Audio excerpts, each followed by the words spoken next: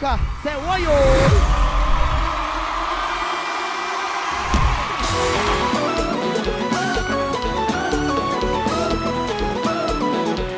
Let's go, let's go.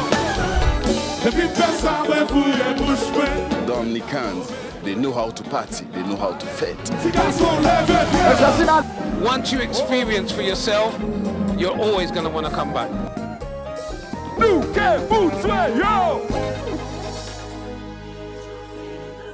Wow! We had World Championship Festival 2023. Final night of 5. The rain tried to stop us, but you know, in Dominica, regionally, nothing happened. I love the energy that has been going on this weekend with the festival. Everyone is just in such a great mood. It's the place to be. A buzz from the seawall, a buzz from the rum.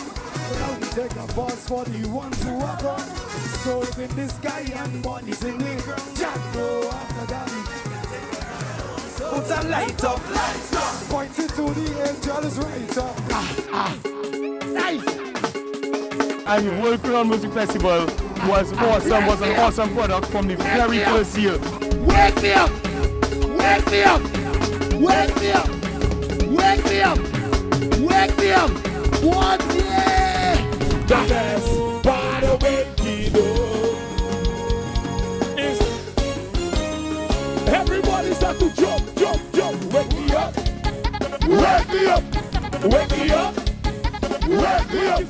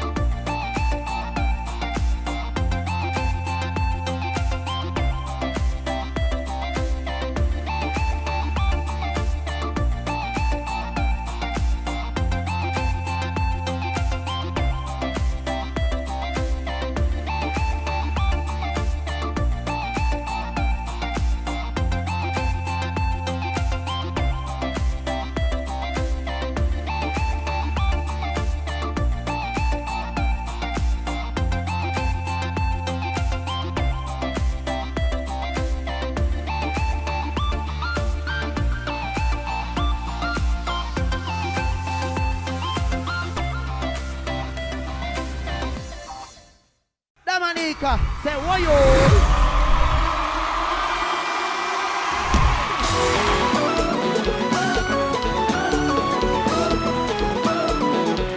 Let's go, let's go. Depuis personne va fouiller Bushman. Dominicans, they know how to party, they know how to fit. Once you experience for yourself, you're always going to want to come back. New K Boots way, yo! We got World Cup Festival 2023. Final night of vibe. The rain tried to stop us, but in Dominica, regionally everything happening. I love the energy that has been going on this weekend with the festival. Everyone is just in such a great mood. It's the place to be. Buzz from the seawall, buzz from the rum. Now we take a buzz for the ones who are gone. Souls in the sky and bodies in the ground. Jack go after daddy. Put a light up, pointing to the angels right up. Nice.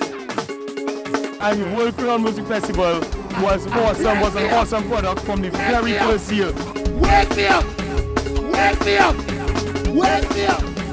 Wake me up! Wake me up! What? Yeah! The best part of waking up is everybody start to jump, jump, jump. Wake me up! Wake me up! Wake me up! Wake me up! Life is all about choices. Your choice of career is one of the most important decisions imaginable. That's why the Caribbean Examinations Council, CXC, offers a wide range of certifications and support resources to help you land your dream job. Starting with the Caribbean Primary Exit Assessment, CPEA, the Caribbean Certificate of Secondary Level Competence, CCSLC, the Caribbean Vocational Qualification, CVQ, the Caribbean Secondary Education Certificate, CSEC, the Caribbean Advanced Proficiency Examination, CAPE, and our CXC Associate Degree Program, CXC AD. We cater to learners from the primary to post-secondary levels, including on-demand, innovative certifications for all learners and educators. The choice is yours. Start your career journey with CXC. Visit our website cxc.org to learn.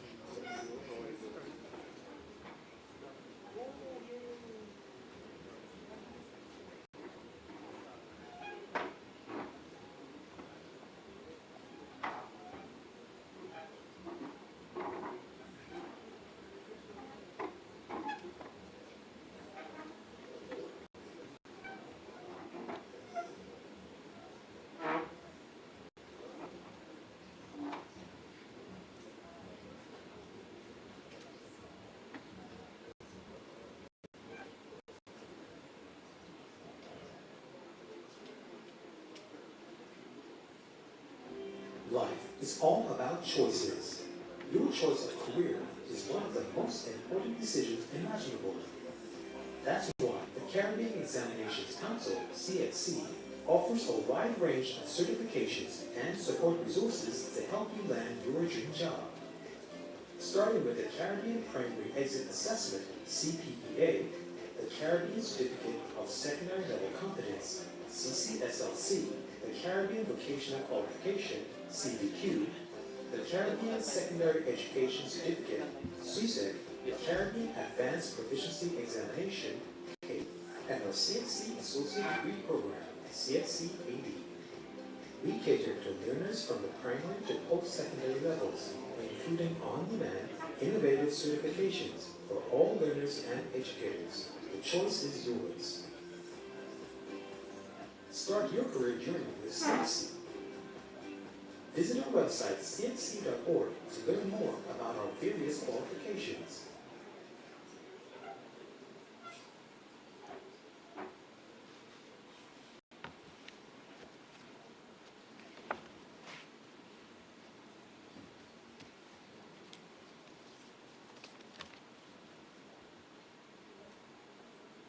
Good morning, everyone. We are elated to host the release of the results of the May-June 2024 examination cycle offered by the Caribbean Examination Council, CXC. We welcome all those within our orbit as we call this event to order. We are currently airing live from the State House on Victoria Street in Roseau in the Commonwealth of Dominica. I am your host, Jeffrey Blaise, Chief Education Officer in the Commonwealth of Dominica.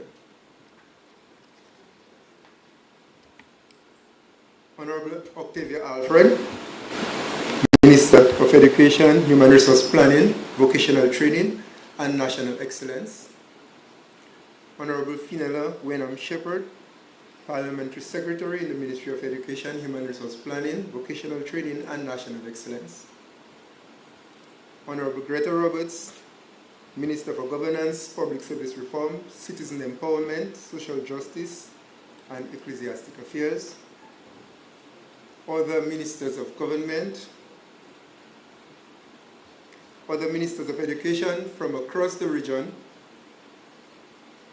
Mr. Robert Gist, Acting Permanent Secretary in the Ministry of Education, other Permanent Secretaries, retired Permanent Secretaries, CXC Council members joining us online, Dr. Wayne Wesley, Registrar and CEO of CXC, CXC Executives, Dr. Nicole Manning, who is the Director of Operations at CXC, Mr. Richard Rose, Corporate Manager, CXC, Senior Education Officer for Secondary Schools, Mr. Maxime, and other Ministry of Education staff, Ms. Giselle Alport, who is the Senior Administrative Officer, Mrs. Romualda Hyacinth, who is the UNESCO General Secretary, Dominica, Monsignor Eustace Thomas, Miss Bianca Kenya Dyer, who is the Miss Dominica 2024, Abia Israel will grace us with the national anthem, principals of secondary schools, teachers, valedictorian and salutatorians of our secondary schools, students who are here with us this morning, parents, other invited guests, local and regional media houses. And we also welcome the tens of thousands of persons who are joining us online around the world live using the CXC platform, www.cxc.org/CXCTV. Good morning and welcome everybody.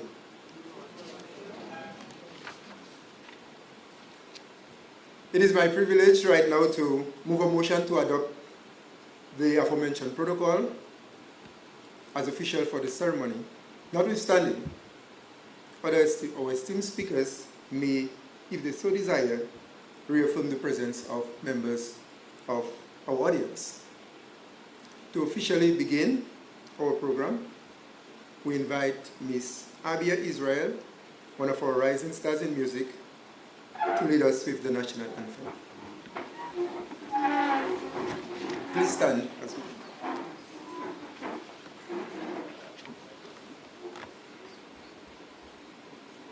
I'm of beauty, I'm of splendor, I'm to one so sweet and fair. All must surely gaze in wonder at thy gifts so rich and rare. Rivers, valleys, hills and mountains, all these gifts we do extol. Healthy land, sunlight, on fountains, giving cheer that warms the soul.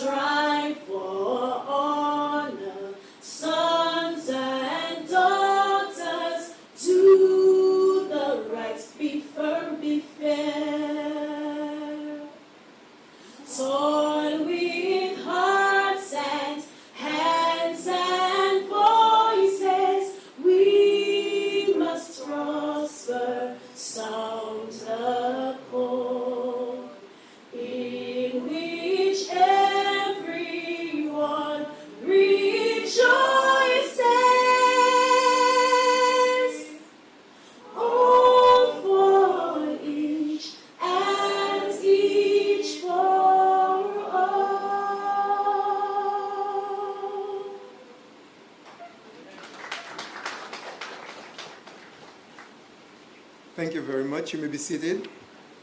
Thank you, Miss Israel, for... Yes. You may see. Thank you very much. Okay, please stand again as we welcome, Monsignor Thomas to lead us in prayer. Would you like to stand? I didn't mind them being seated. Exactly. I had a short statement. Thanks very much.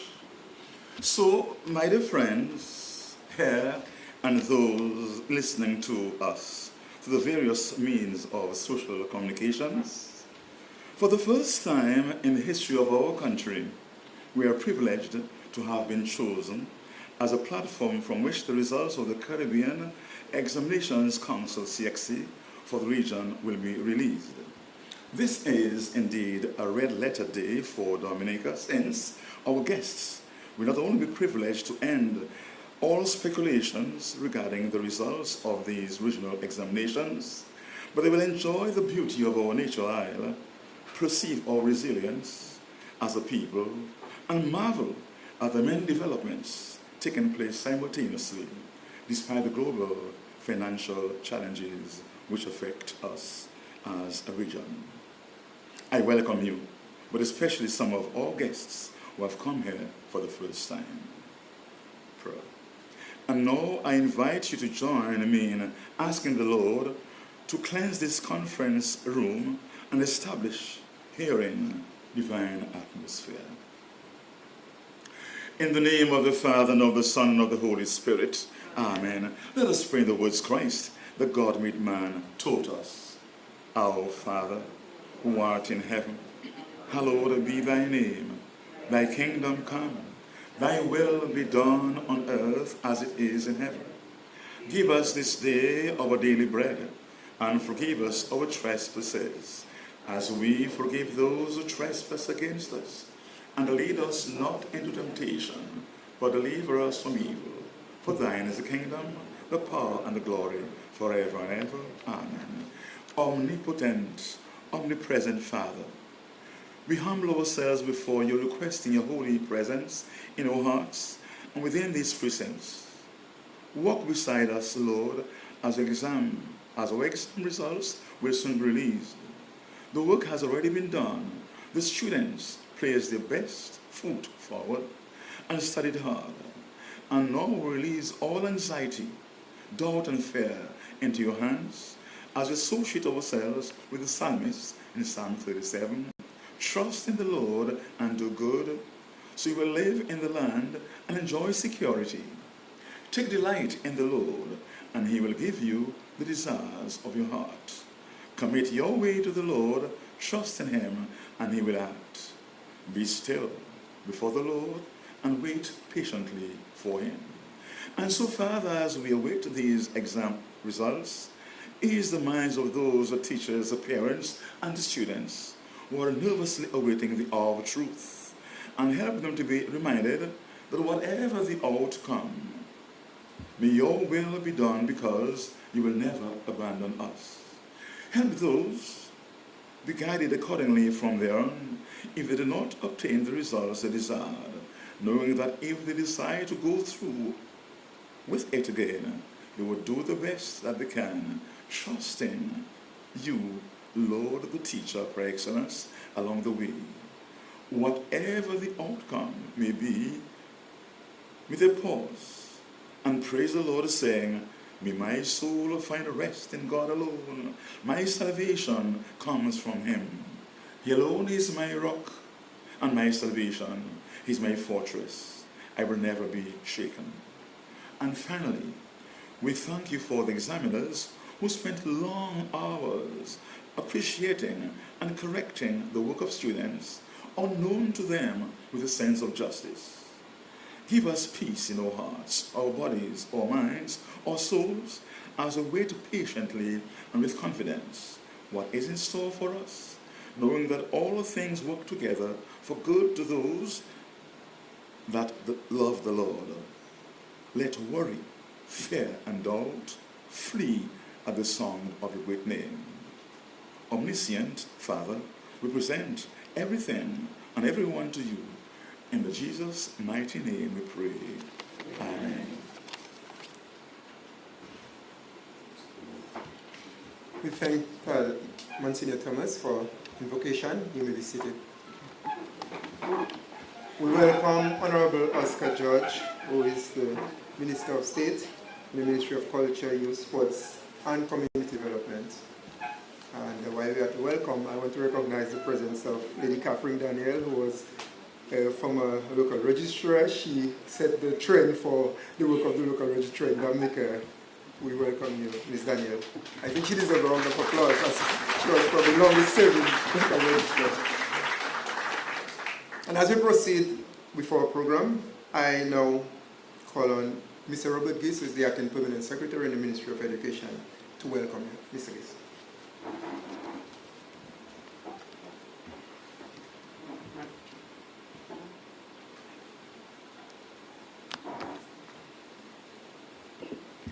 The Honorable Octavia Alfred, Minister of Education, the Ministry of Human Resources. The Ministry of Education, Human Resource Planning, Vocational Training and National Excellence. Honorable Fenella Wenham Shepherd, the Parliamentary Secretary in the Ministry of Education. Honorable Greta Roberts, Minister of Culture, Youth, Sports and Community Development. Honorable Oscar George, Minister of State in the Ministry of Culture, Youth, Sports and Community Development. Other government ministers present. Other ministers of education from across the region. CXC Council members joining us online. Dr. Wayne Wesley, Registrar and CEO of CXC. Dr. Nicole Manning, Director of Operations of CXC. Other CXC executives and other permanent secretaries joining us here this morning. Dr. Jeffrey Bless, the Chief Education Officer. Mr. Richard Rose, the Corporate Marketing Manager for CXC. Other staff of the Caribbean Examination Council. Ms. Magali Celestine, the CXC Local Registrar. Other local registrars from across the region joining online. Mr. David Maxime, the Senior Education Officer for Secondary Schools, other Ministry of Education staff, Dr. Kimon Joseph, Head of the UWI Open Campus Dominica, Father Eustace Thomas, Abia Israel, Kiana Dyer, Miss Dominica 2024, principals, teachers, valedictorians, and salutatorians, students, parents, other invited guests, the media. It is my distinct pleasure and honor to welcome you to the Caribbean Examination Council's official release of results ceremony for the 2024 May-June regional examinations. This annual ceremony, much like the CSEC exams, has become one of CXC's major events, and the last time I checked, this is viewed by over 18,000 viewers throughout the region and even beyond. Each year, the ceremony is held at a different member state. And so, when Dr. Rose called me, inquiring as to whether Dominica would be able to host this year, without even thinking of anything else, I responded yes. So, Dr. Wesley and your team from CXC, I want to assure you that the mere fact that you have landed in Dominica, you have automatically added 5 years to your life. If you have had the Tuapiton water, you have added another 3 years to your life. And if you get the opportunity to visit any of our beautiful sites, that's another 2 years to your life. So just by doing this, you have added 10 years to your life.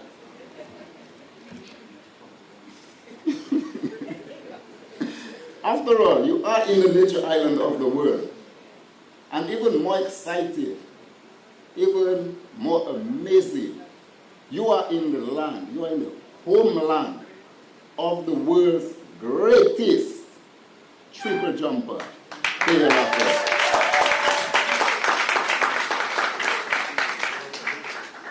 I can assure you that during your stay, no matter how long or how short it is, you will be among the Caribbean and the world's warmest people.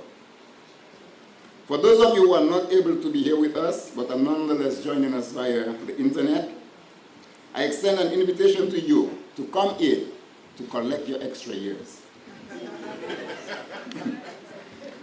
This morning's ceremony will provide the opportunity to hear an analysis of the 2024 results and to witness the symbolic handing over of the much anticipated CXC results to the Honorable Octavia Alfred. This ceremony marks the culmination of 5 years of hard work, sleepless nights, and anxiety for students, teachers, and dare I say, parents. Many of the students here with us this morning, and many of those who are joining us virtually, have toiled and spent long hours and sleepless nights preparing to take their CCSLC, CSEC, or CAPE examinations. I must remind them of a short poem by Henry Longfellow. The heights by great men reached and kept were not attained by sudden flight, but they, while their companions slept, were toiling upward in the night. So the sleepless nights are not in vain. Congratulations are extended to all students, the teachers, their families who helped and guided them along the way. The road is never an easy one, and you should be commended for your drive to succeed and for staying on that road. No matter how rocky it may have been for some of you, like Longfellow hinted, keep toiling upwards. I think our students deserve an astounding round of applause. I am certain that many of them, along with their families, later will be celebrated, or as we say in Dominica, they will be siwoi. To those of you who might not be as satisfied with your results, don't give up. Learn and grow. Michael Jordan, the world's greatest basketballer ever, the GOAT of basketball, said, "I have missed more than 9,000 shots in my career. I have lost almost 300 games. 26 times I have been trusted to take the game-winning shot, and I missed. I have failed over and over and over again in my life, and that is why I succeed." Don't view your results that you are not satisfied with as failure, but as an opportunity for further growth. It would be remiss of me if I did not congratulate Dr. Wayne Wesley and his staff at CXC for doing a tremendous job in the very critical role that CXC continues to play throughout our academic landscape in the region. Despite the many challenges, especially the transition to e-testing, hurricanes, attempts at cheating, various emerging situations in member states, your efforts to remain responsive to stakeholder concerns is in fact commendable, and you should therefore take a bow. I wish the CXC continued success, and may you move from strength to strength. I therefore extend a warm welcome to everyone here in this room with us this morning, and everyone listening via the radio, DBS radio, Kyrie, the internet. Welcome to the best country in the world. Welcome to the nature island of the Caribbean.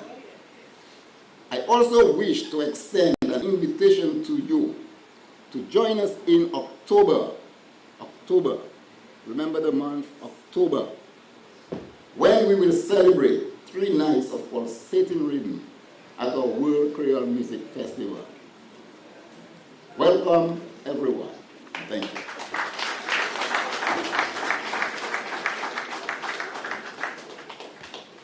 Now, thanks to Mr. Guest, Acting Permanent Secretary in the Ministry of Education, Human Resource Planning, Vocational Training, and National Excellence.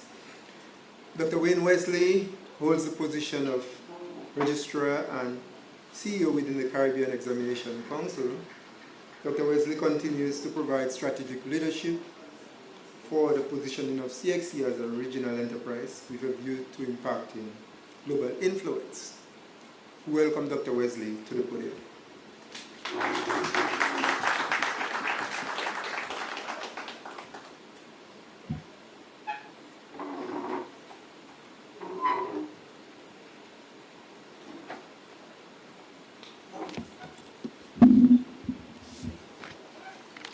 Good morning all, and I trust you're all doing well. Certainly I'm happy to be here. And you know, I think it might be a very good idea to have Dr. Jeffrey Biles wherever I go to read my bio. That was just so quick a while ago and efficient with reading that I said, wow, I almost got caught in my seat just waiting for him to finish. And then there you go, he just gets the bio. This is Wayne Wesley, your Registrar and CEO of the Caribbean Examination Council. Very good. And certainly, you know, I was just saying to the minister, it seems as if I have to come to Dominica more often, like twice a year, you know, yes. Because when I listened to the permanent secretary, who said, you know, just by coming, 5 years added. Just by observing the nature, another 3 years added. And just by visiting one of the 365 rivers running through Dominica, another 2 years added. That 10 years? There's no diet plan, there's no weight loss program, there's no science that will yield such great results. Already I'm feeling younger.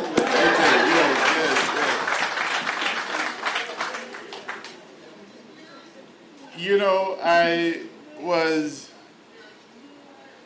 in discussion with several persons, and today I'm going to ask you to judge how well I did just before I start my presentation. But certainly at the hotel, I shouldn't give this away, but there is Michelle at the Fort Young Hotel I'm staying at. She's actually one of the hostess or the waitress rather, in the restaurant. And she heard me making a particular phrase, and she sat me down and taught me well. So, Minister of Education, I'm trusting that when I make the attempt, that the grade will be A+. It will be a gold medal performance, right? Like Thea Alfond, right? It will be a gold, Lafond. It will be a gold medal performance.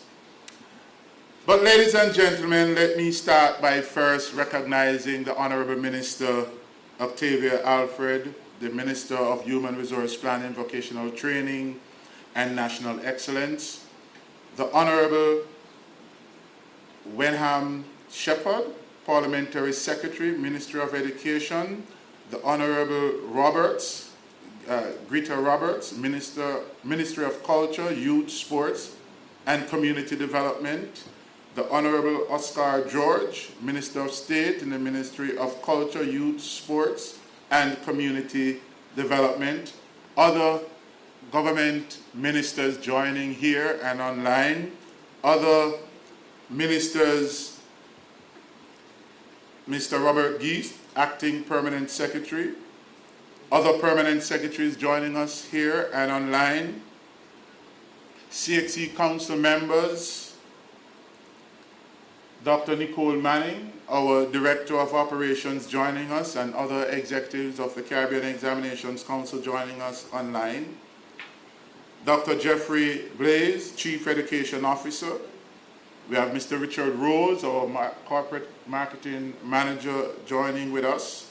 We have our local registrar, Magnalie Celestine, our local CXC local registrar here in Dominica. Other local registrars joining us online. Other ministries of education, technical persons joining in this room. As you can see, the list is long. but I can't end without recognizing our chief examiners, our moderators, our markers, our teachers, our principals, our students, candidates who are eagerly waiting to get online right now and see their results, all parents and well-wishers. On behalf of Sir Hilary Beckles, Chairman of the Caribbean Examinations Council, and the council members, it is a pleasure being here in the country that reverses your age. Ladies and gentlemen, today is a very important day within the region, and Dominica is the epicenter for the focus of all education ministries right now across the region, tuning in to see what is happening with education and the release of results. It is very evident to me that there is a great commitment to safeguard the environment and ecosystems of this beautiful country, as borne out by your national motto. And this is where the lesson comes in. Your beautiful motto. Après bon Dieu, c'est la terre. Yes. After God, the earth. And I can understand why that is so. And again, since it reverses age, I'm all for it. After God, the earth. Right? So after God, the earth will take care of us and we will live longer. Very beautiful motto indeed. As you maintain your exemplary environmental stewardship. By the way, Minister, what was that? A, B+, get in there. My French, my Creole. Competent. I'm competent. Very good, very good. I like that, Minister. I like that. If you were my French teacher in school, I think I will be doing well. As you maintain your exemplary environmental stewardship, which stands as a global best practice, allow me to wish an early happy birthday on your upcoming 46th National Independence in November. And as you make your great leap into a future as glorious as the achievement of the gold medal jump by your Olympic champion, Thea Lafond Godson, we celebrate with you. I think you're going to say, and perhaps I should have added, then you would have clapped. We celebrate the youth that resides in Dominica permanently.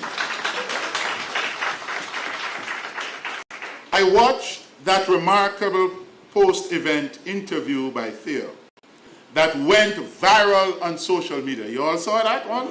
Yes, where she clinically adjusted that reporter and by extension the entire world on the correct pronunciation of Dominica.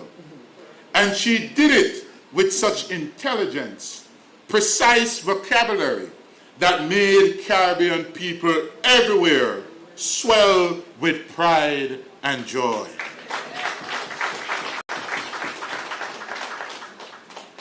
I was happy to point out on 2 of your radio talk shows yesterday that Thea Lafond, historic first gold medal for Dominica, is an iconic Caribbean achievement and is a significant subject material that must be included in our syllabus and history of the Caribbean.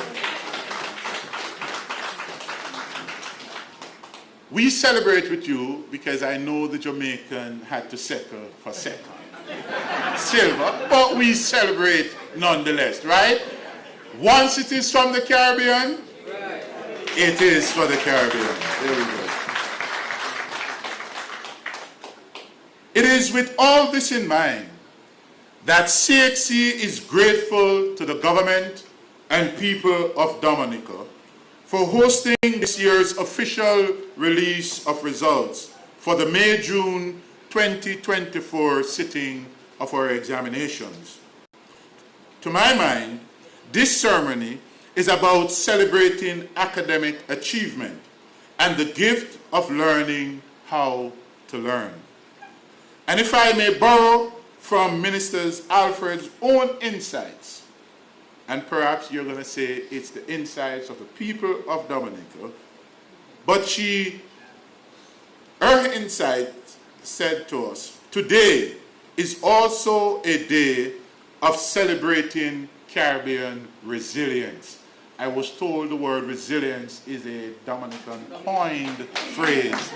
And so whenever I use it, I must give credit to academic integrity. I'm not going to plagiarize. I'm giving you the recognition and reference where reference is due. It is a Dominican word. In fact, I was saying to a group I met with yesterday that when I heard the statement, we're going to build back after COVID, we're going to build back stronger and better, I refute that statement. I don't agree with it. Because the systems we had then could not withstand what came. So why would we want to, and this is a different spin on it, why would you want to build back stronger the system that did not work? We now need to build back sustainably with resilience that can withstand whatever comes. And that is what I am supporting. For us at CXC, when we reflect on how early the annual hurricane season started this year, we must be thankful that the examination sittings were completed before Hurricane Beryl made landfall.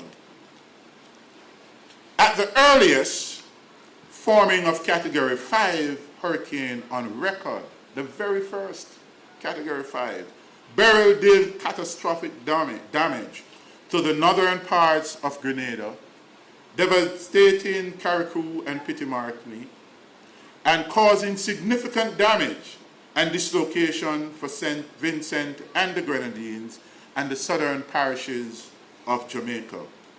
Yet, in the face of this, our examiners, moderators, supervisors, and markers demonstrated remarkable resilience and resourcefulness, many of whom left their homes to access electricity and the internet wherever available in order to complete the marking process. Ladies and gentlemen, I think they really need to be recognized. Their efforts in collaboration with the examination services team have ensured that all candidates and students across the Caribbean and further afield will receive their results today and on time. And we owe our examiners, moderators, and markers a huge debt of gratitude for their selfless work and commitment for the common good of the region. Yes. In short, while Dr. Nicole Manning, our Director of Operations, will present the results of the May-June 2024 examination sitting, I will just indulge you for a moment to make these general observations. CXC is committed to playing its part in ensuring high levels of literacy and numeracy among the region's students.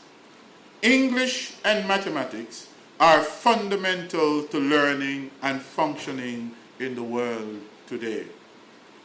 And let me say, I have no objection, and in fact, it is important for our students to be rounded, but I think it is critical and vitally necessary for us to give greater emphasis on English and mathematics and the competencies to be acquired, because these two subjects are the foundation on which anything else can be acquired or learned or achieved.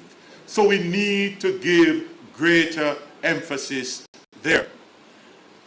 When we examine the results for the last 5 years, every year there are more students registering for mathematics than there is for English.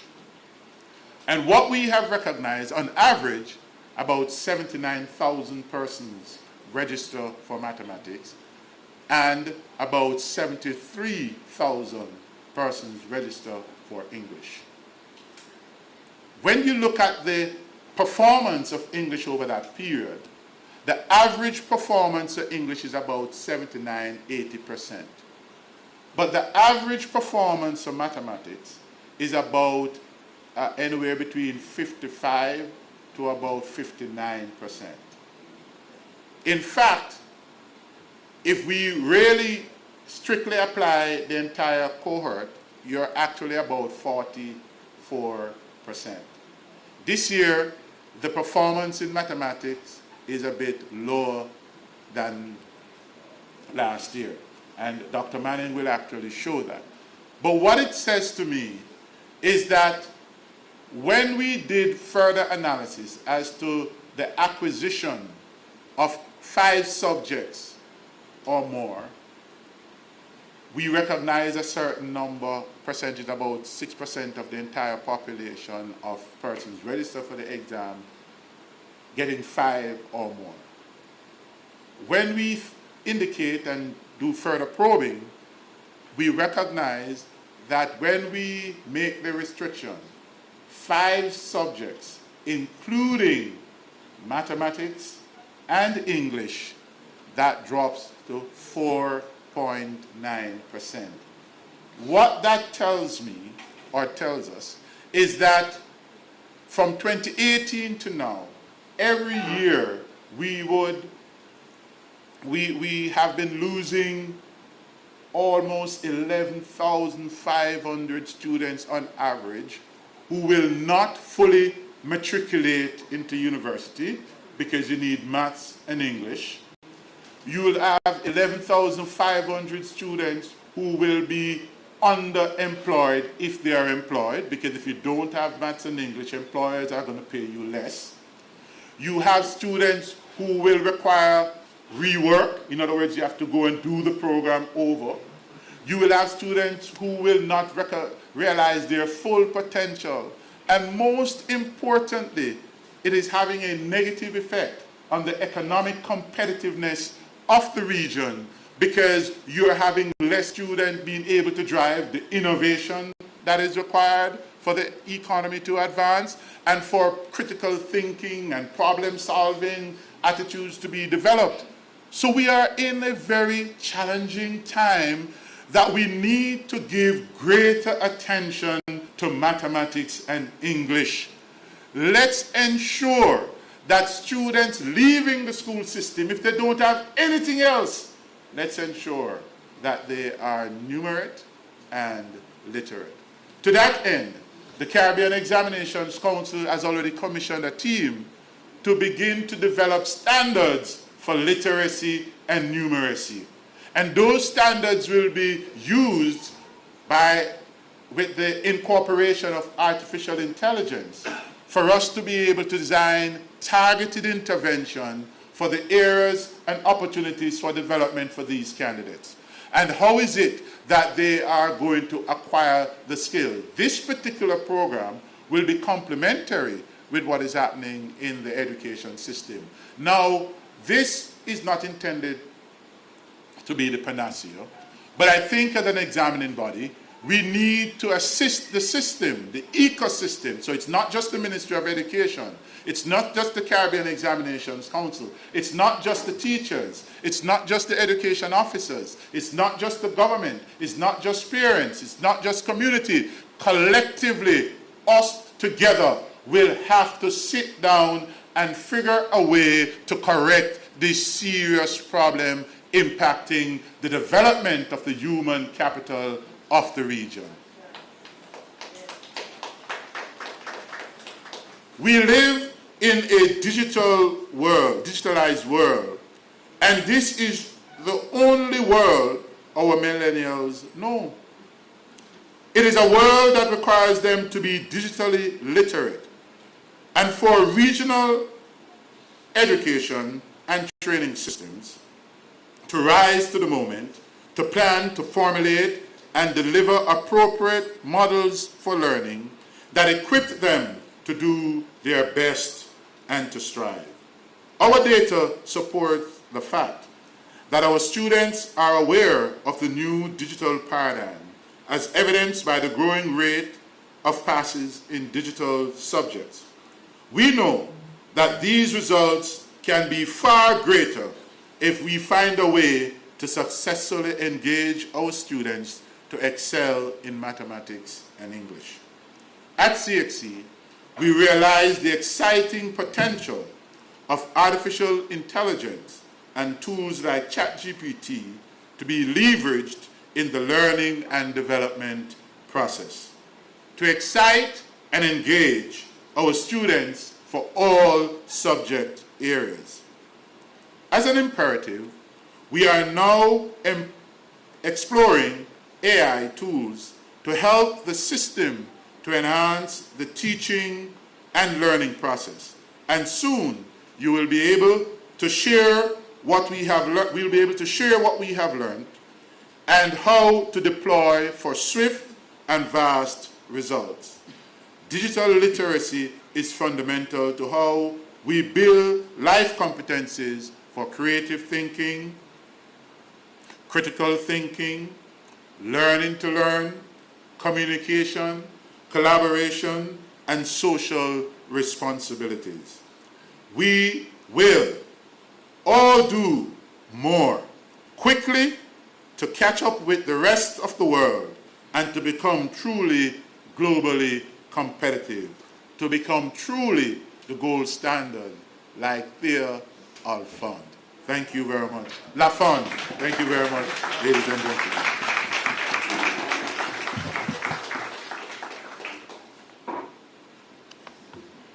We thank Dr. Wesley for his usual inspiring presentation, and we commend him for his efficient leadership of the Caribbean Examination Council. I'm sure you will agree with me that he's very inspiring in his presentation. Dr. Wesley, we thank you for your leadership. And Dr.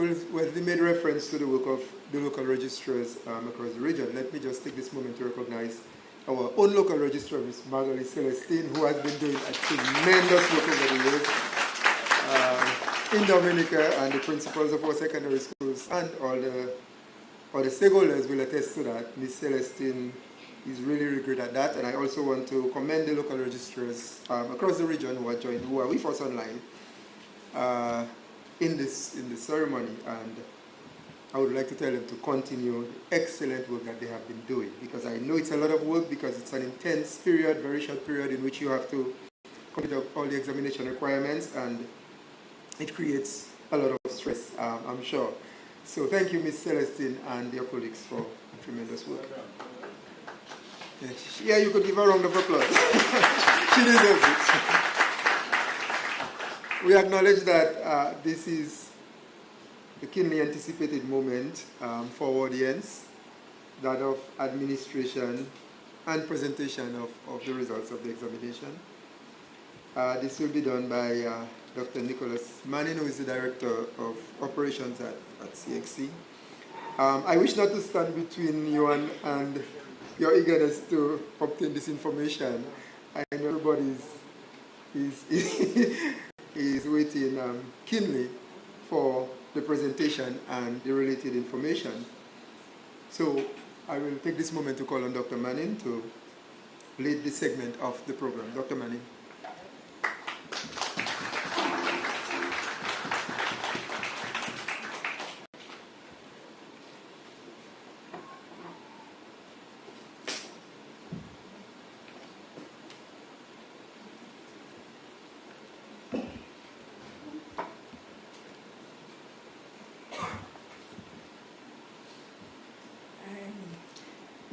Good morning, everyone. Good morning. So I'm going to be a good student, but I'm going to do a little abbreviation here of what would have been done before. So let me acknowledge our moderator, Dr. Jeffrey Blaze, our permanent secretary, Mr. Robert, I think this is Gist, sorry, didn't do French at that level. My apologies, I should have acknowledged the Honorable Minister, Honorable Octavia Alfred, Dr. Wayne Wesley, Registrar and CEO, our Council Chair, Professor Hilary Beckers, and our Deputy Chair, Dr. Marcia Potter, and all Council members. Of course, the executive of CXC, our hard-working CXC team. We are a team just a bit over 100. Some persons think we probably are in the thousands.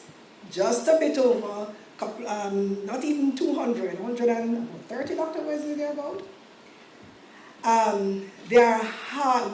I'm telling you, the team works non-stop. And I really want to say thank you to the CXC team. I think I'm probably going to say that about 3 or 4 times. That's how grateful I am. Of course, our candidates, the people of a beautiful island, Dominica, wonderful, I think it's called the Nature Island. Beautiful, beautiful. Oh yes, oh yes, oh yes, oh yes. And of course, to the rest of the region that's looking on as Dominica has, I said to Dr. Wesley coming up that I'm not sure if that was captured somehow, but it will be very important for that display with the valedictorians and the salutatorians as we entered. I thought it was amazing. I've never seen it done anywhere else. So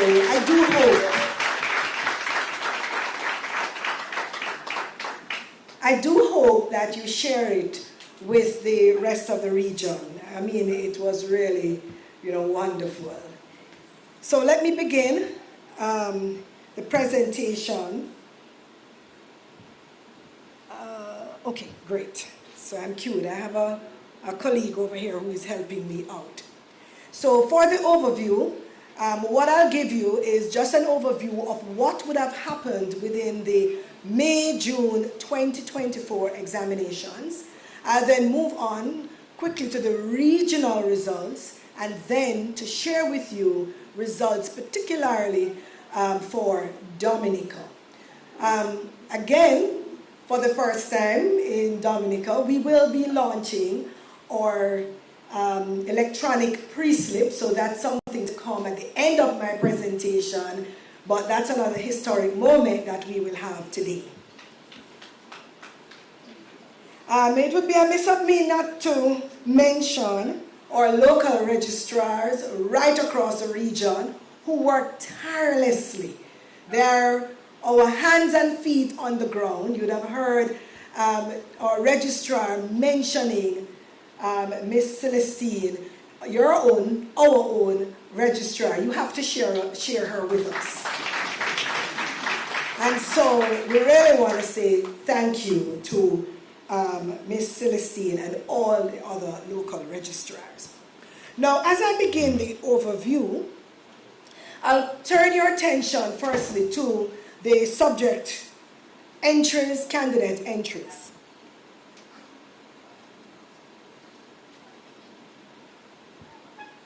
Okay, so the first slide speaks to the CAPE subject and candidate entries. And as you're seeing, we had an increase in both the candidate and subject entries this year. So that's telling us, and I think I shared this in 2022, as we saw a signaling of, coming out of COVID. And this is, of course, testament of that again. However, for CSEC, we saw a reduction in the subject entry, but an increase in the candidate entries. That means while we have more candidates doing exams, we have less subjects being done by those candidates. As we move on, we look at the CCSLC entries, and we're seeing a reduction both in the subject and the candidate entries. And later in the presentation, I'm going to say something more about this, because The Caribbean Examinations Council provides a suite of products to the region that assists any territory in particular would be fortunate to do the complete suite, because both from a strategic analytical position as well as a policy position, you're able to analyze and to see the performance of the candidates from primary right through to secondary. And I dare to say those who go on to utilize other products we have in terms of achievement for the associate degrees. But I'll say something more about that at the end. So while we're seeing this reduction, it is something that we are encouraging our territories to increase your involvement in some of these products, because as Minister said earlier, the competence that you want to recognize the candidates can only be analyzed well if we can see, well, really at the peak level, if we can see that seamless trend. So we move next to the area of absenteeism. Absenteeism is not something that we're happy about, because once a candidate is absent, whether it is for paper 1, paper 2, or they did not submit an SB, you can well imagine that that candidate is going to be ungraded. And CXC is about affirming those competencies. We really do not want to have any ungraded. And Ms. Celestine will tell you that we work very hard to see how best we can recognize and accept as best as possible, to make sure that we understand why those candidates are absent. So for CAPE, we saw an increase in the absenteeism. We saw the same thing also for CXC. So for CAPE, we saw a 5% absenteeism rate, and unfortunately, this was more than we would have seen in 2023.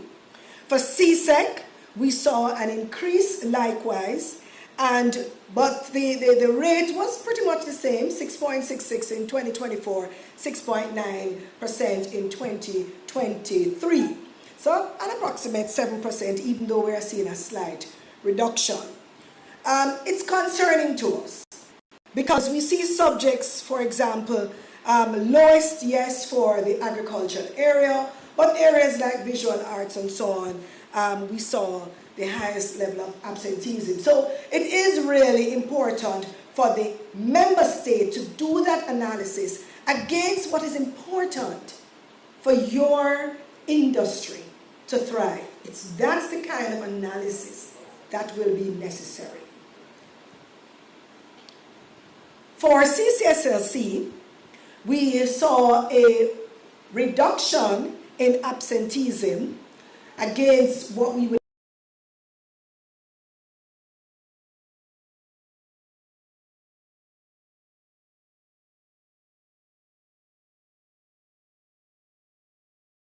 not stop there. We did examination surveys, and while we're not finished analyzing the data, we are already able to identify 5 of the top reasons why candidates have stated their reason for absenteeism. And as I'm sharing on screen, they would have said personal emergency, that's one of them. Not adequately prepared, so a candidate believes that he or she is not adequately prepared and decides not to attend the examination. Now this, of course, is going to be, again, something that member states would have to look at, but regionally, giving that candidate support, whether private or in-school candidates, to understand what preparedness means. And as my mother would say, God bless her soul, you have already paid for it. So the worst you can get is an unacceptable grade.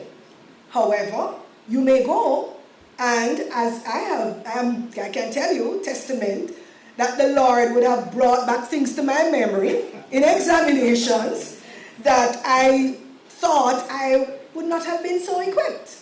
So I would encourage any candidate who selected that reason to say, give yourself a chance. At least attend, because you have already paid for it. Some candidates, unfortunately, would have had documented illnesses. Now, for these candidates, we do have something called compassionate consideration, and I'll speak about it a little bit more, share some more data, or otherwise commonly called hardships. So if, for whatever reason, a candidate would have been ill, they probably felt ill on the day of the exams, we do have a facility and our local registrars submit accordingly, as well as death in the family. And in sharing that information, we do take it into consideration depending on how many components they would have missed.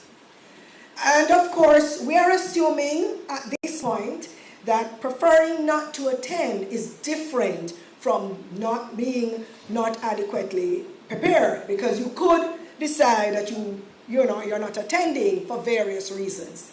So as I have there as a note that we will do this is just preliminary, we'll do the in-depth analysis and share it with the territories so that you can do that deeper dive to inform you how you go forward.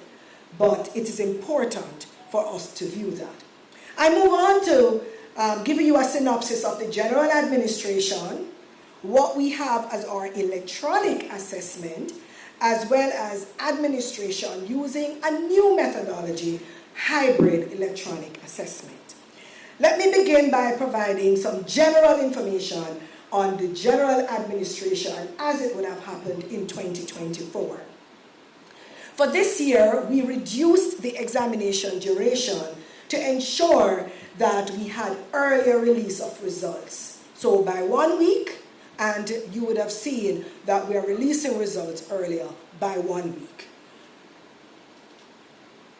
I must pause, however, to continue to encourage all member states as best as possible to be involved and to participate in electronic assessment.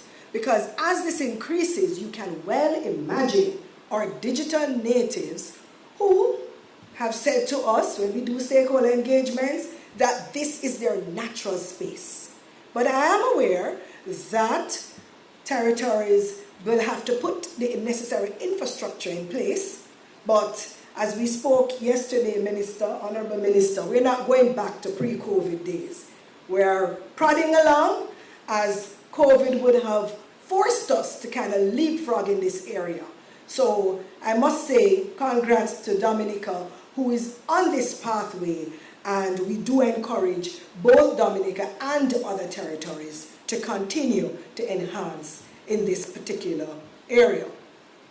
For the general administration, we did what we call the hybrid assessment, which I'll speak about, and we had a pilot in January, and we did a bit more in May, June. So we analyzed that information, and we thought it went well.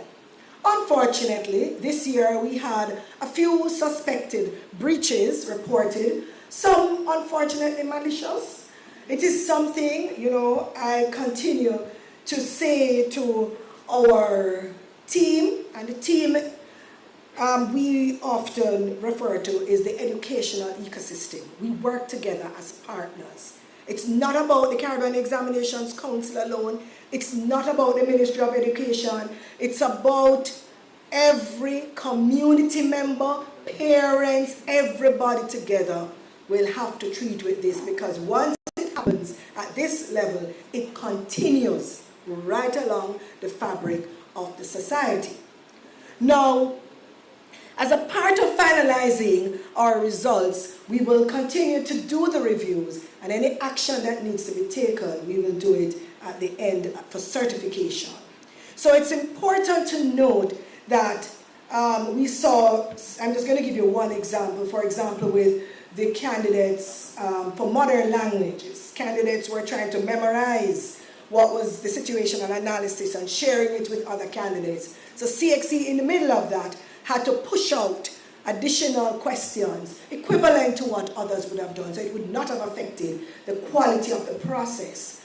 But every time we do that, we hit the pockets again of the Caribbean Examinations Council. And I leave that, if I was to pause and give the registrar this podium, he would preach another gospel. But I think that's for another time. Examinations were impacted by many things: bomb threats, weather conditions, and other activities that would have happened across several territories that are named there. But as I said before, CXC knows how to manage hardships. I move on to speak about the electronic assessment. Whoever moved that a while ago, thank you very much. The electronic assessment. So all our multiple choice components, the component of that exam, is currently offered via our platform, electronic platform, facilitating that kind of assessment. We have the structured paper for 5 subjects, for example, digital media, animation, game design, information technologies, paper 3.2 in particular, and so on, are offered only electronically. And we are looking to increase that kind of offering. This year we saw approximately 53% of the CSEC candidates who indicated an interest to do the MC component via the e-assessment modality actually doing that. 69% approximately for the CAPE candidates doing likewise. I will say, unfortunately, we saw a slight reduction in terms of the number of candidates overall sitting exams using the electronic assessment modality, but an increase in the CSEC, number of candidates doing CSEC against previous years. So I move on to the hybrid e-assessment quickly. The hybrid e-assessment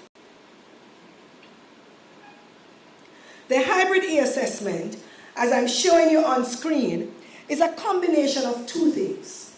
Now, we are conscious that not every member state has the various infrastructure in place to facilitate electronic assessment. And so, CXC, the CXC team would have designed what we are calling another innovative solution, where the territory can have the actual question paper, that component, reflected on screen, and the candidates answering as they normally do in their booklets.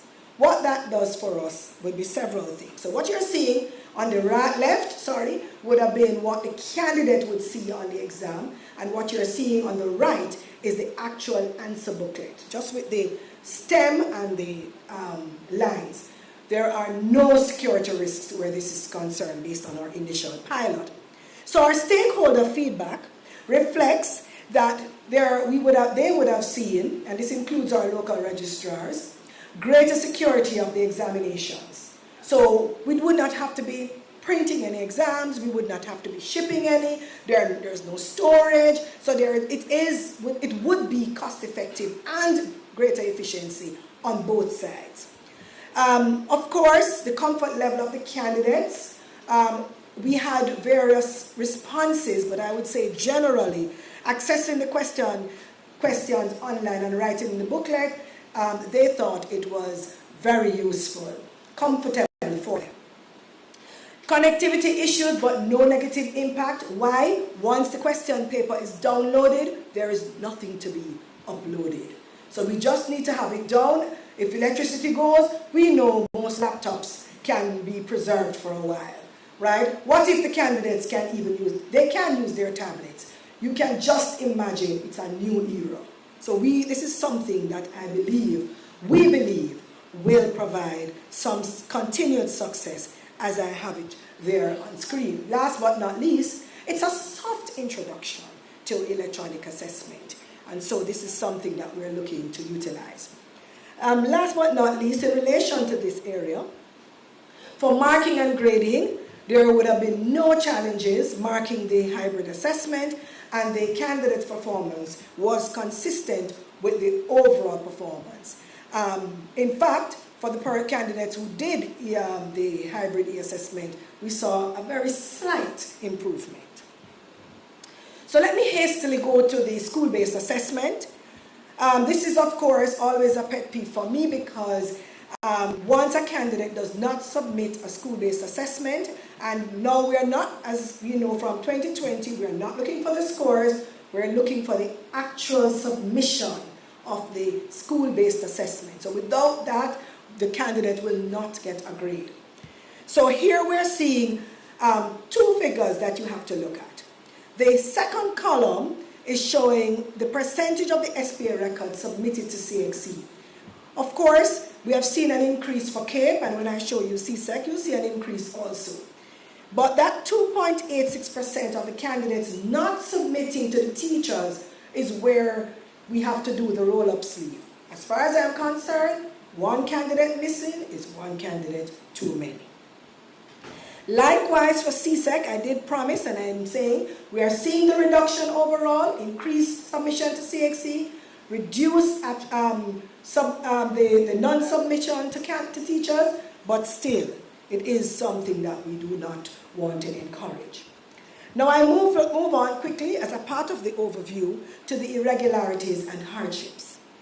Now for irregularities and hardships, we have two concerns. Let me tell you a little bit about irregularities. Irregularities are about candidates carrying their cell phones, candidates believing, unfortunately we had these cases here, impersonating another candidate. So for example, I am going to do the exam for Dr. Blaze, or Dr. Blaze is going to do it for me, right? So, well, that wouldn't work because I'm male and female, so probably Miss Celestine. Yeah. And you're finding that they're trying to pass off as another candidate. That's not good, but it happened, right? So, of course, the situation was identified and the candidate is not only disqualified, but debarred for 2 years. So it's a very serious matter, okay? Things like cell phones, we saw a lot of cheating this year. If you notice on screen, you're seeing a number, 54. Last year it would have been what? 36. That's a big increase. And candidates have to sign to agree, yes, this is what happened. So we're not just making it up. The supervisors and vigilators are not making it up. They are telling you, I did this. As well as they're caught, literally, with the phone, looking. One candidate said they were Googling the question. Unfortunate, right? It's not something we want to see, right? So, you know, I said it last year, and I'm saying it again, ethics. Integrity, it's critical for the fabric of us as human beings, but more so, as Honorable Minister mentioned, the ideal Caribbean citizen. I've learned that it is not what you want me to be, but who I believe I should be. So it is not the fact that nobody there is looking. It's about me. And that ideal Caribbean citizen must stand out. And so I'm encouraging the region, encouraging our teachers and the system as a whole. And some of the things that are happening are not at the student base. And I'm going to encourage again. People of the region, ethics and integrity. If there is anything they must say about us, they must say that I want to hire you because you have integrity. The 478 hardships you're seeing there, we would have dealt with all of those. That's what I mentioned about the death in the family or sick illness or anything at all like that. The bomb threats, all of those we take into consideration. I'll move on to the actual regional results. So that gave you an overview from registration all the way through to marking. At this point, I would like to pause to join my registrar in thanking our examining committees, thanking our markers for giving us yeoman service this year. Without you, this would not have been possible. And so we just really want to say thanks to our markers who are knowledgeable, trained, standardized. They go through so much. So probably we have some in the audience, but we really want to say thank you. As we move to the presentation, firstly, we are showing on screen the entire suite of our products at this time, because CXC is doing more to come. And we move immediately to the CAPE results. Now you are aware that we have the first 5 grades are what we deem as acceptable grades. And so the focus will be on those 5. So the presentation I provide is just a synopsis of some of the subjects. You could not manage to get on, but just highlighting a few. And so I will begin with biology. So for biology, we saw a reduction in the overall performance this year, even though we had an increase in the number of grade 1, as well as some consistency there across the other levels. For Unit 2, we saw a reduction likewise for the Unit 2 in terms of the overall performance, but an increase in the grades, in the grade 1 again. For Caribbean Studies and Communication Studies, 2 key subjects, especially for candidates at this level, we saw an overall performance of 95%, a reduction of 2%, and again, an increase not only in the grade 1, but also grade 2. For Communication Studies, we saw an increase of 3%, both for the overall performance as well as for our grade 1s. We did see, you can see on screen, some increases at the various other grades. But it's important to note that Dominica, as well as other member states, will have to do the deep dive as to why we would have been seeing these kinds of changes. French Unit 1, 95%, steady at the Unit 1, a reduction at the grade 1. Likewise, for French Unit 2, we had a reduction for the grade 1, 10% in fact, but the overall performance in terms of acceptable grade would have been 100%. So in other words, all candidates would have gotten acceptable grades. And that's important to note. For Information Technology, Unit 1, we saw a slight increase overall performance, but of course you're seeing there an increase again at the grade 1 level. You see a lot of this as I go on. It's very interesting phenomenon where we're seeing a lot of the grade 1s increase generally, while you're not necessarily seeing that across the other grades.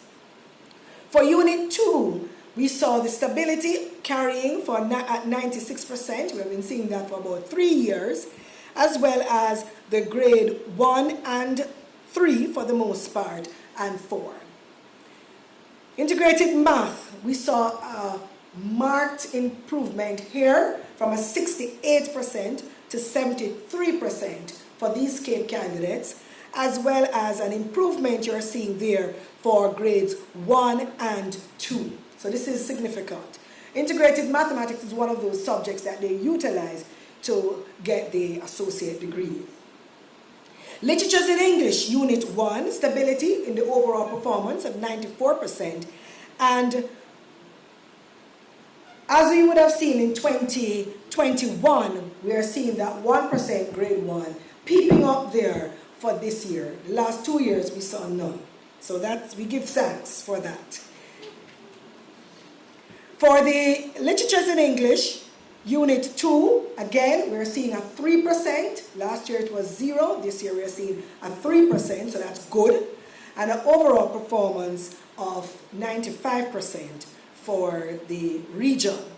Physics Unit 2, a 97%. That's the overall performance. Slight reduction, and a slight reduction also for the grade 1. For Physics Unit 2, we saw an increase from 23% to 32% for the grade 1. In fact, it's the best we have seen for the last 4 years.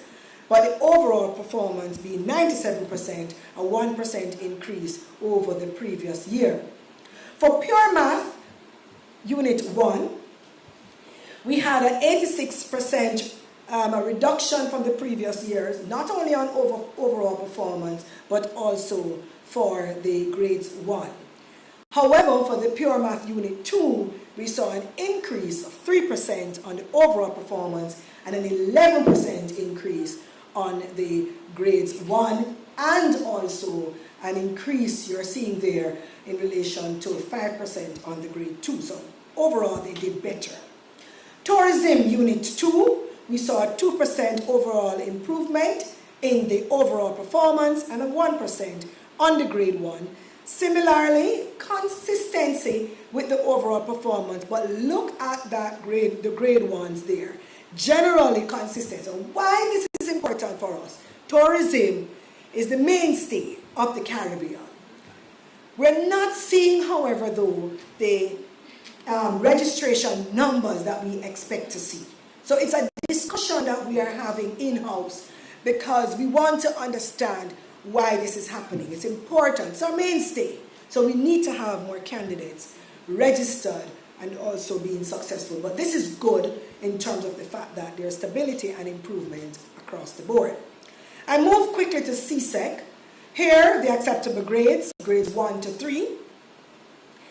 And so we move to biology. We begin with the biology. We're seeing again consistency for the overall performance of 76%, a slight increase in terms of the grades 1 and 2, but a reduction in grade 3. For Caribbean history, we are seeing an increase, in fact, the best we have seen in the last 4 years, something I know my chair will be very happy to see. A 4% increase and stability at grade 1 with overall improvement right across. For chemistry, another science subject, we're seeing a reduction overall performance, but an increase at the grade 1 level. English A, very important subject. You'd have heard the registrar mentioning this area earlier.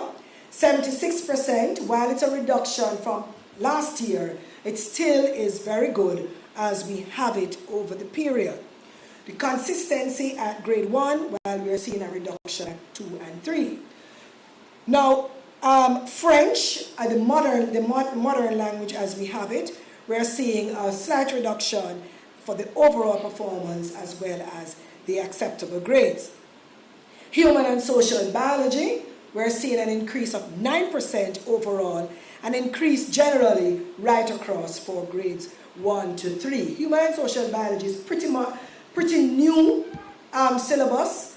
The first time would have been last year, January, I believe, and so this is showing some good improvement there. In fact, you're noticing that while it would have been new, I think it would have been 2023, so you saw the 71%, but you see the candidates getting used to the syllabus and the teachers doing very well there likewise. And of course, we don't want to forget our parents.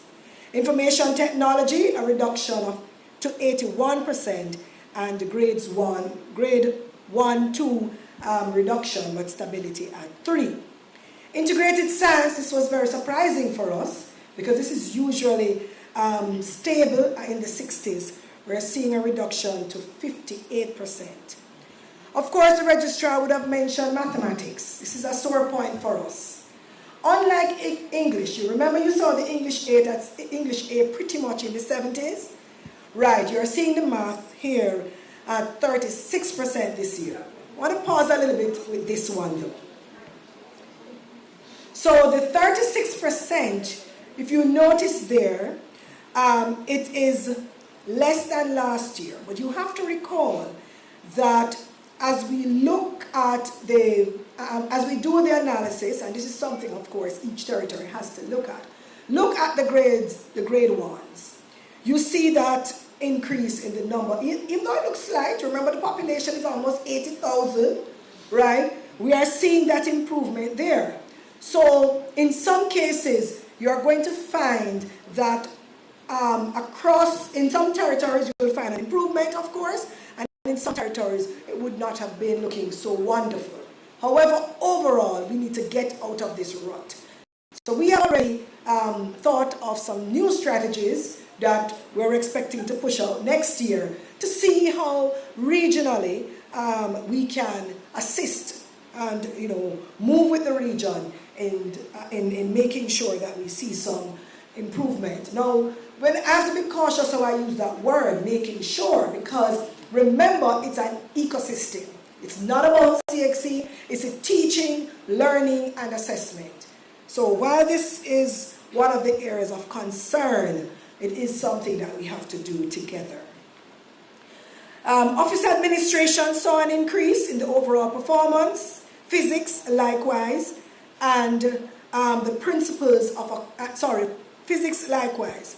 Unfortunately, principles of account saw a reduction to 67% from the 72%, with some stability at grade 1. Principles of business subjects, we saw a stability at 80, and it's generally the same year on year. But social studies saw an increase to 62%, the best it has been over the last 4 years, with the ones moving from 1% to 3%.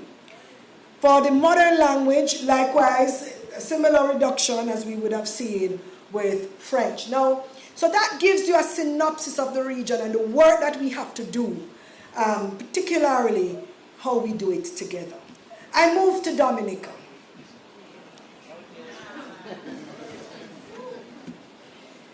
So Dominica, I'll start with Cape, but I want us to just, one point that you have to understand, for Cape, Dominica has a very small population.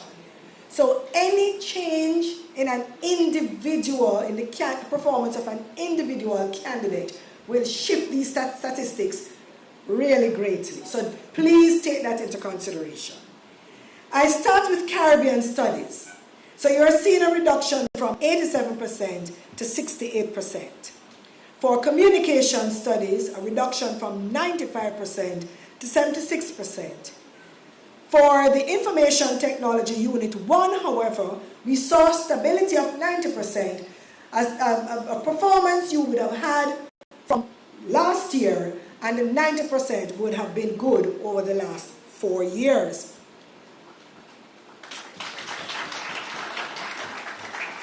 Consistent with that is the Information Technology Unit 2. All of your candidates got acceptable grade, 100%. Now, consistent with the region, you also saw a large increase with integrated mathematics, moving from 37% to 51%. If you do the math, you're seeing that a 14% change. I move swiftly to the CSEC level. Dominica's performance in chemistry, consistent with the previous years. You maintained the 82%, again, the best you have seen over the last 3-4 years, and as well as the ones. You're seeing the 16% moving to 22%. Congratulations. For English A, the stability of 84-83%, but what does that sound like? Do you remember what I said for the region? Correct. The region would have been 76%. Your performance is 83%. Likewise, you had an increase of a 1% on the grade 1. English B, likewise, 84%, a 10% increase overall performance, and a 4% increase on the grade 1s. Family resource management, 94%, the best you have had in 4 years. You would have seen an increase in the grades 1 and 2, a slight reduction in the 3s, but guess what? That would have meant the candidates would have moved up to the grades 1 and 2. That's marvelous. Food, nutrition, and health, 96%, the best you have had in 4 years. And you see the improvement in the grade 1. Always remember, when you see that improvement, you do the math. It could jolly well be that movement. So that's for you to do that deeper dive, but that's the initial interpretation we can have. For the human and social biology, like the region, you would have done very well in this area, but you would have moved from the 80s into the 90s, and 95% overall performance. Looking at the 1s and the 2s, great movement there. For information technology, 86%, a slight reduction there. Well, a little bit more than slight reduction, but you will do the math and see what's happening. Now, for mathematics, while you have stability similar to the other years, it is something that you have to look at. I think, though, that as we look at it, it looks similar, but I think it was, you have that kind of analysis that you do. I think it was about 38. I think there's a little amendment that needs to be done to that slide. I think you were 38%. So my apologies on that. Yes, you're a little higher than the region. My memory, that stayed with me. So my apologies. It's 2% more than the region. Office administration, 98%, a 2% increase overall performance. Physical education, you're doing the 100%, 99%, what 1% difference? Not significant, statistically so significant. So is that the, yes, that's the theolophon. Perfect, wonderful, wonderful. Physics, your 89% is shining very well. That 17% performance is very clear based on what you're seeing for the grades 1 right up to 3. Principles of accounts, 93%. Wow. Very well done. Principles of business, likewise, 95% overall performance. And those ones, 14%. That's a change in terms of the percentage. Again, while you're seeing the reduction on the 2 and the 3, you may have had that movement into the 1s. Very good. Likewise for social studies. Remember what we said for the region? This is far better than what we had for the region. 74%. The region is in the 60s. So this is something good. Probably you need to be sharing some information. Very good. So that's it for Dominica. We must say congratulations.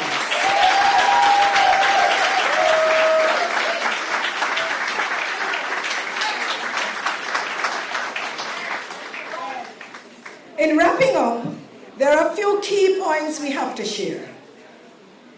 In relation to the syllabi, as we would have had it in terms of new ones coming out to 2024, meaning assessed in 2024, we like to highlight this because it's something that we want member states to keep note of. This presentation is already shared, so I won't go in too much of the details, but you see a little decline. Usually we see a pickup afterwards in terms of that. For the ones to come, this is what I want us to highlight, is the communication studies will be assessed for the first time, May, June 2025.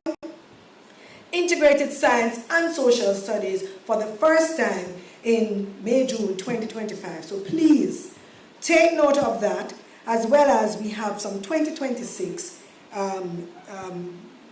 new revisions in relation to our syllabus.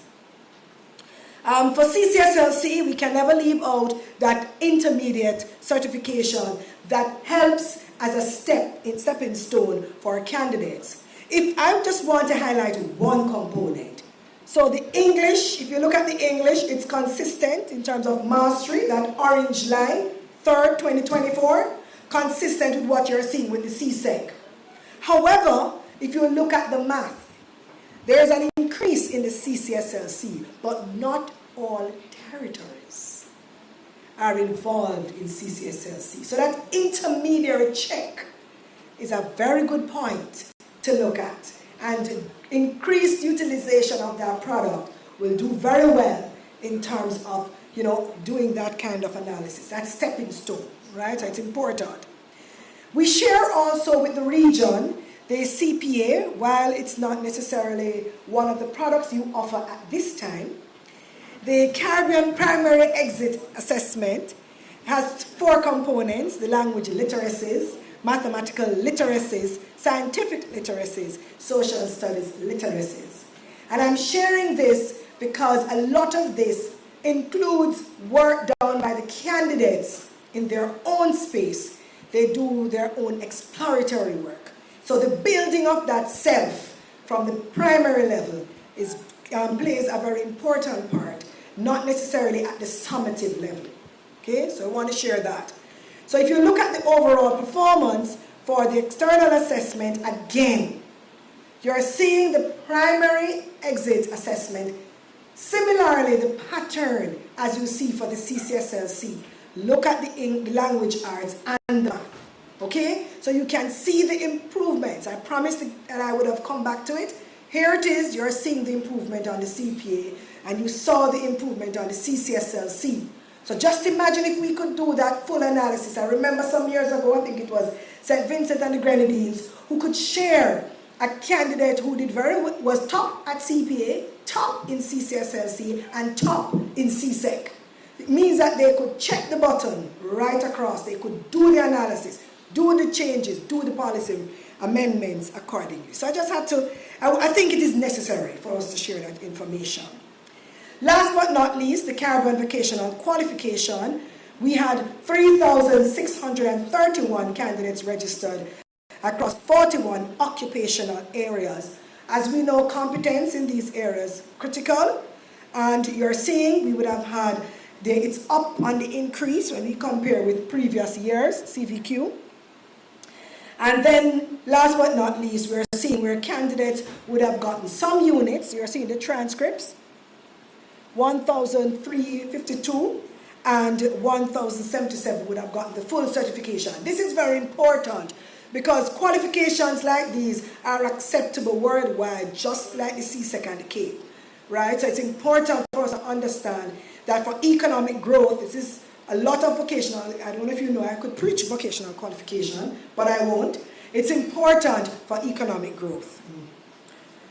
So the overall performance, as I close, for CAPE, we're seeing a 92.19%, a little slight reduction over previous year 2023, but better than 2022. And for CSEC, we have an overall performance of 69%, consistent with last year, but more than we would have had in 2021-2022. So, colleagues, permanent secretaries, Honorable Minister, Educational Ecosystem, we say the suite that is presented by CXC. I'm just highlighting a few, the CAPE, the CSEC, CVQ, CCSLC. They augur well as candidates move to get their certificates, diplomas, and associate degrees, also offered by CXC.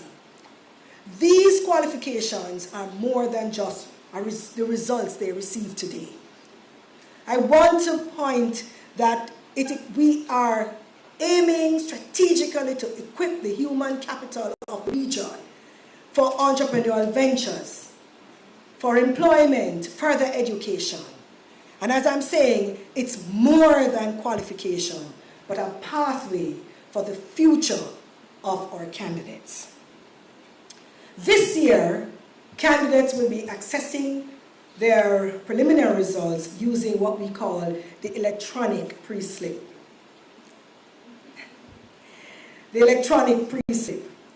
It's a downloadable, verifiable, digital version of the pre-slip. And I'm going to have a video played, so we have sent out already frequently asked questions and so on, so for you to utilize that. And we are going to invite, I think, one of our candidates to access their results and for the minister to do the verification. So while they're queuing up the video, You can put it online.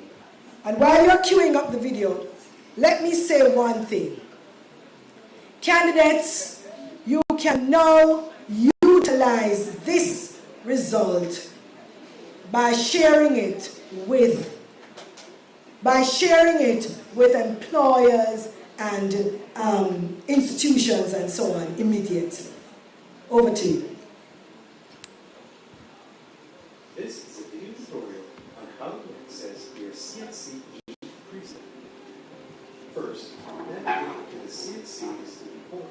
You can do so either by visiting bit.ly/myCXC-results or via the CXC website, cxc.org. Once there, select the exam results menu item, then click the link at the bottom of the page to enter the CXC student portal. Next, log on using your unique credentials. You can enter your 6-digit sector number along with your 10-digit candidate number. Or you may enter your work certificate. Next, this form applies to candidates from Trinidad and Tobago.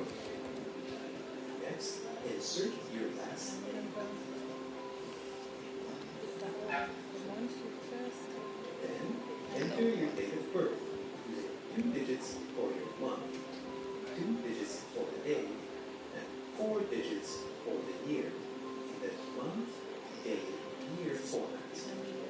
Based on your location, the alternate format of day, month, year may also be used. Next, select your examination period from the drop-down menu. Once you've successfully entered your credentials, click the login button and the preliminary grades page below. There you will see a new menu item labeled Preview/Download Preslip to view your e-preslip. Click the Download PDF button to download your e-preslip to your PC or mobile device. This file may be emailed or printed and shared with universities and other higher education institutions or prospective employers. Your e-preslip is embedded with a secure QR code, which can be verified for authenticity and scanned with a smartphone, tablet, or other compatible device. This is one of the ways CXC is digitally transforming for you.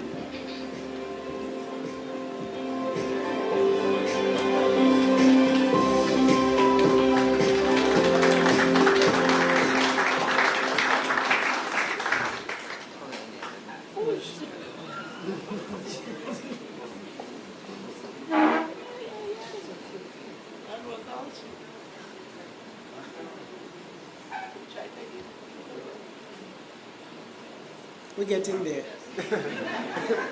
It will work.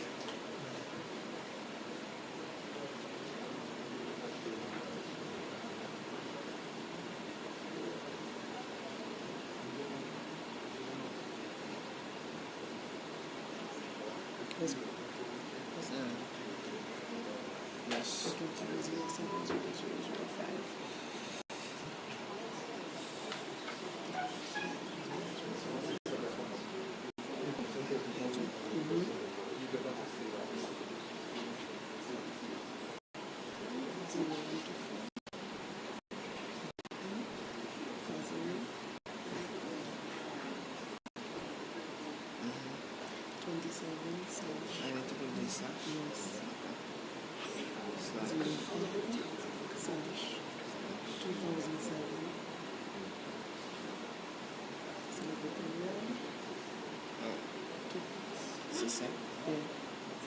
This is a video tutorial on how to access your CXC preset.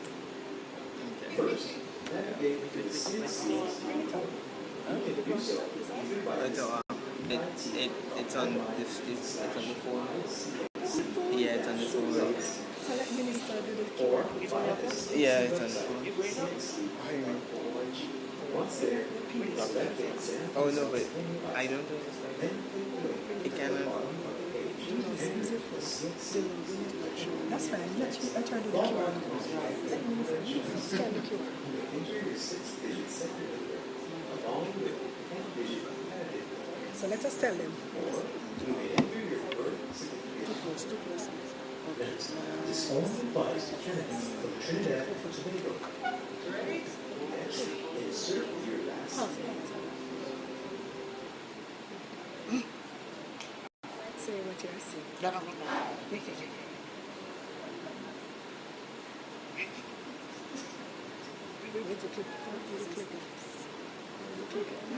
Come on. Whoosh!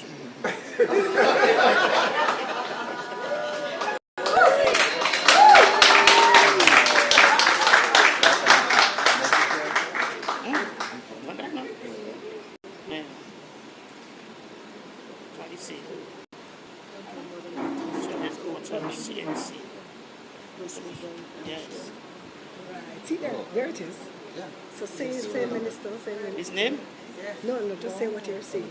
So when you do that, you see the students' name, date of birth, gender.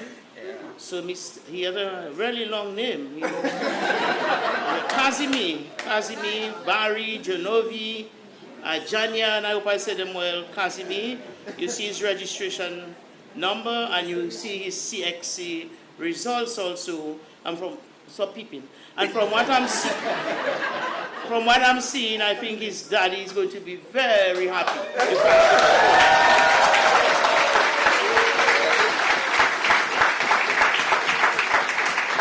So from the Caribbean Examinations Council, we say congratulations.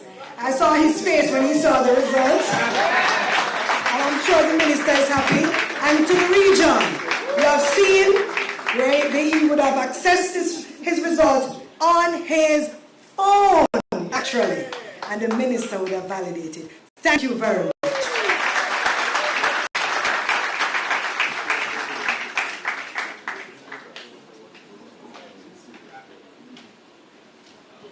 Thank you, Dr. Nicole Manning. I was advised that he's also a gold medal cyclist. So he's going to be a gold medal cyclist. But how you can predict he's going to be well, I guess we have a predictor there of things, so I wish him the best with that, with the cycling. Thank you, Dr. Manning, for a very exciting presentation. Very exciting for us in Dominica. Let me congratulate our students in Dominica, our secondary school principals, teachers, stakeholders, parents, the entire community, our support staff in the ministry. Obviously, we have done a great job. We will be, as customary, doing our own press release when we do a deeper dive into the data soon. So keep listening. So soon Dominica will have its own presentation. But thank you for that. And let's give a round of applause again to Dominica for excellent performance. I would like to excuse Honorable Greta Roberts, Honorable Oscar George, and Honorable Wenham because they have to return to cabinet now. Today's cabinet day, so they graced us with their presence. Thank you for that. We appreciate your presence.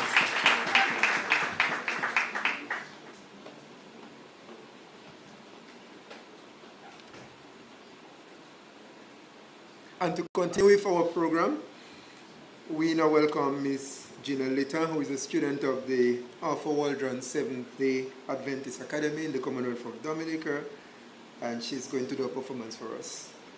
Ms. Litton. Good day to everyone. I would like us to reflect on God's grace, His love, His goodness, and His holiness. I do hope that as I sing this song, that it will uplift our spirits and bring us closer to God as we celebrate the achievements of the students.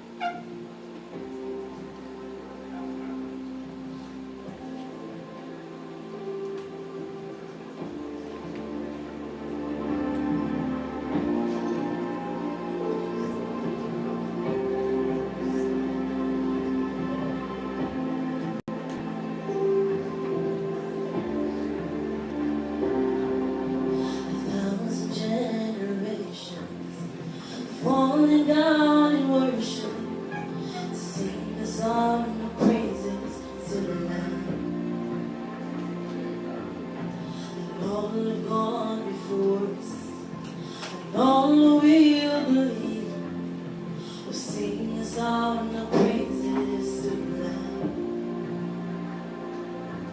Your name is the highest. Your name is the greatest. Your name stands above them all. Above all thrones and dominions, all powers and positions, your name stands above them all. And the angels cry, oh, holy, all creation cries, oh, holy, you are lifted high, holy, holy forever.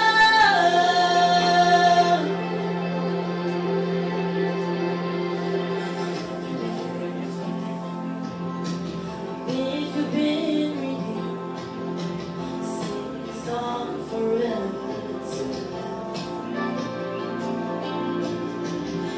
If you walk in freedom, if you bear His name, sing a song forever. Sing a song forever and amen. And the angels cry, oh, holy, all creation cries, oh, holy, you are lifted high, oh, holy, holy forever.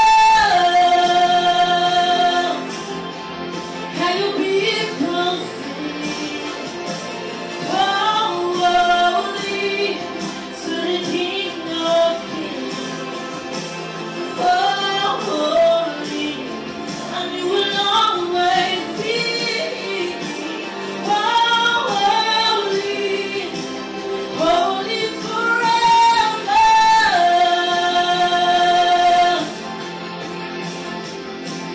Your name is the highest, your name is the greatest, your name stands above the all,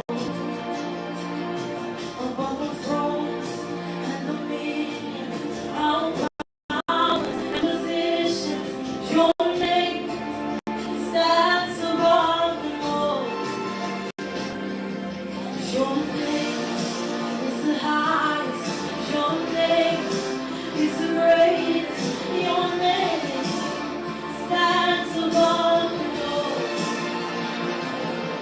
above the thrones and dominions, all power and positions, your name stands above them all, and the angels cry, oh, holy, all creation cries, oh, holy, you are lifted high, oh, holy, holy forever.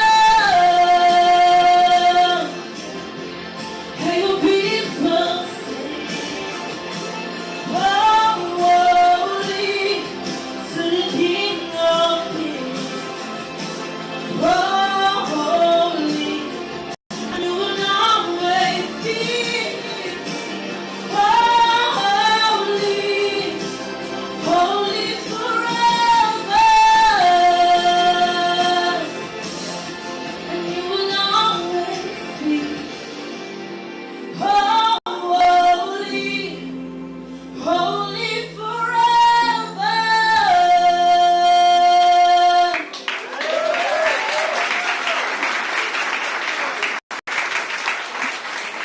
Excellent performance. She does deserve another round of applause. This demonstrates that our youth have talent, but also academic prowess. It's not just the academics, it's the skills. So excellent performance. We appreciate that.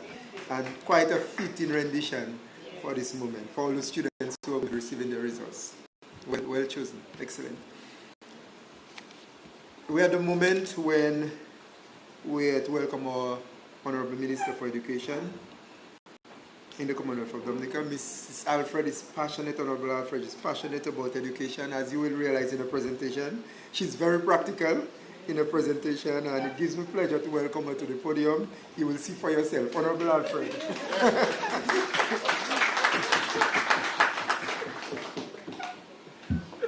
Good morning, everybody. Some people have left, so let's see where we're taking it from. Okay. We'll greet this morning the Ministers of Education from across the region. Mr. Robert Gis, Acting Permanent Secretary in the Ministry of Education. All CXC members joining online. Dr. Wesley, Registrar and CEO of CXC. Dr. Manning, Director of Operations at CXC. Dr. Jeffrey Bless, Chief Education Officer. Other Permanent Secretaries. Mr. Rose, Corporate Marketing Manager, CXC. Other staff of the Caribbean Examination Council. Ms. Magali Celestine, CXC Local Registrar. Other local registrars joining online. And all other, I'll take up time to people who were involved in CXC in Dominica over the years, that we can walk in it now. We must never forget those who blazed the trail, like Mrs. Nicholas and Miss Catherine Daniel and Mrs. Hyacinth, who made it quite easy for us. No, Mr. David Maximus, Senior Education Officer, Secondary School, other Ministry of Education's officials, Dr. Kimon Joseph, head of the UWI Open Campus, Father Thomas, Abia, Miss Dominica Quinn Dyer, principals, teachers, students, parents, invited guests. We are coming to the end of our program. Lend me your ears for 7 minutes. A warm welcome is extended to Dr. Wayne Wesley, Registrar and CEO of CXC. Dr. Manning, Director of Operations. Mr. Rose, Corporate Marketing Manager. Our counterparts in the region, and the many people who are following us on social media. It is a great honor and privilege to stand before you today as we unveil the results of our regional education assessments. Dominica is proud to be selected as the host country for the official launch of the 2024 CXC results. This is an unprecedented event, the first of its kind. What better place to celebrate 51 years of existence than in the Commonwealth of Dominica, the nature island of the Caribbean. This moment marks not just the end of a significant period of evaluation, but the beginning of a renewed commitment to excellence in education for all our students. Today, we celebrate the collective efforts of students, teachers, and families across the region. These results are not merely numbers on a page, but a reflection of the hard work, dedication, and passion that have been poured into our education system. Each data point tells a story of progress made, challenges faced, and the unwavering spirit of those committed to nurturing the minds of our future leaders. I extend my heartfelt gratitude to our educators. Teachers, you tirelessly worked, you involved creativity, and you were resilient, and you have been the bedrock upon which these results have been built. You inspire, you challenge, and you support our students in ways that extend far beyond the confines of the classroom. It is your dedication that transforms potential into achievement. To the students, your commitment and perseverance have brought us to this point. Whether the results reflect triumph or highlight areas for growth, remember that each outcome is a stepping stone on your path to greatness. P.S. Gist spoke about Michael Jordan, and in that same breath he said, I can accept failure. Everybody fails at something sometime, but what I cannot accept is not trying. Your journey is one of continuous learning, and every experience, every success, and every challenge shapes you into the individuals you are destined to become. To the parents and guardians, your support is invaluable. You are the first educators in your children's lives, and your involvement has a profound impact on their educational experiences. Together with our schools, you create a nurturing environment that encourages curiosity and fosters a love for learning. Today's results are a testament to what we have achieved together, but they also serve as a reminder of the work that lies ahead. We must take these insights and use them to drive our efforts forward. Students, as you log on later this evening to view your results online, where you see strengths, you should build upon them. And where you identify areas of improvement, you must address them with determination and innovative solution. Education is not a static endeavor, but a dynamic journey. As we move forward, our focus will remain on several key priorities. We continue to enhance education equity by working together to ensure that every student has access to high-quality education regardless of background or circumstances. We continue to support our educators by providing personal development opportunities and resources to empower our teachers to deliver the best education possible.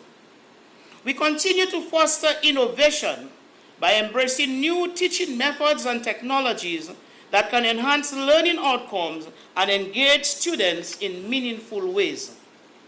We continue to strengthen community participation by collaborating with local communities and stakeholders to support our schools and ensure that education remains a shared priority. As we launch these regional results, let us do so with a sense of pride in our accomplishment and renewed determination to address the challenges ahead. Our goal is not only to measure success by only the grades attained, but to continually improve and adapt, ensuring that our education system serves the need of every student and prepares them for a future full of possibilities. Our National Center of Excellence for TVET is under construction with funding from the People's Republic of China. The Ministry of Education strongly advocates that each child should leave school with a skill to be able to contribute meaningfully to the economic development of Dominica. More than 90% of our 2023 graduates from secondary schools, government secondary schools that is, graduated with passes in at least one TVET subject. We are getting closer to the 100% mark. I can't wait to see those results for this year. I am happy that CXC has launched and developed a framework for Caribbean Technical Education Certificate, which is a broad-based qualification geared towards character development, technical and applied competencies for employment, entrepreneurship, and good citizenry.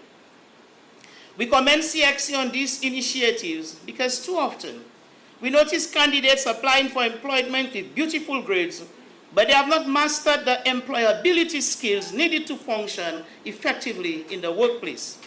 We hope that will not be too much about money, but about building the ideal Caribbean person. Let us continue to harmonize our planning process to deliver quality education for all. There is too much at stake, so much to be considered.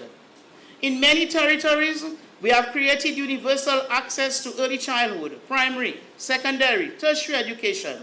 We have provided opportunities for lifelong learning, yet we continue to discriminate and deprive some in some countries.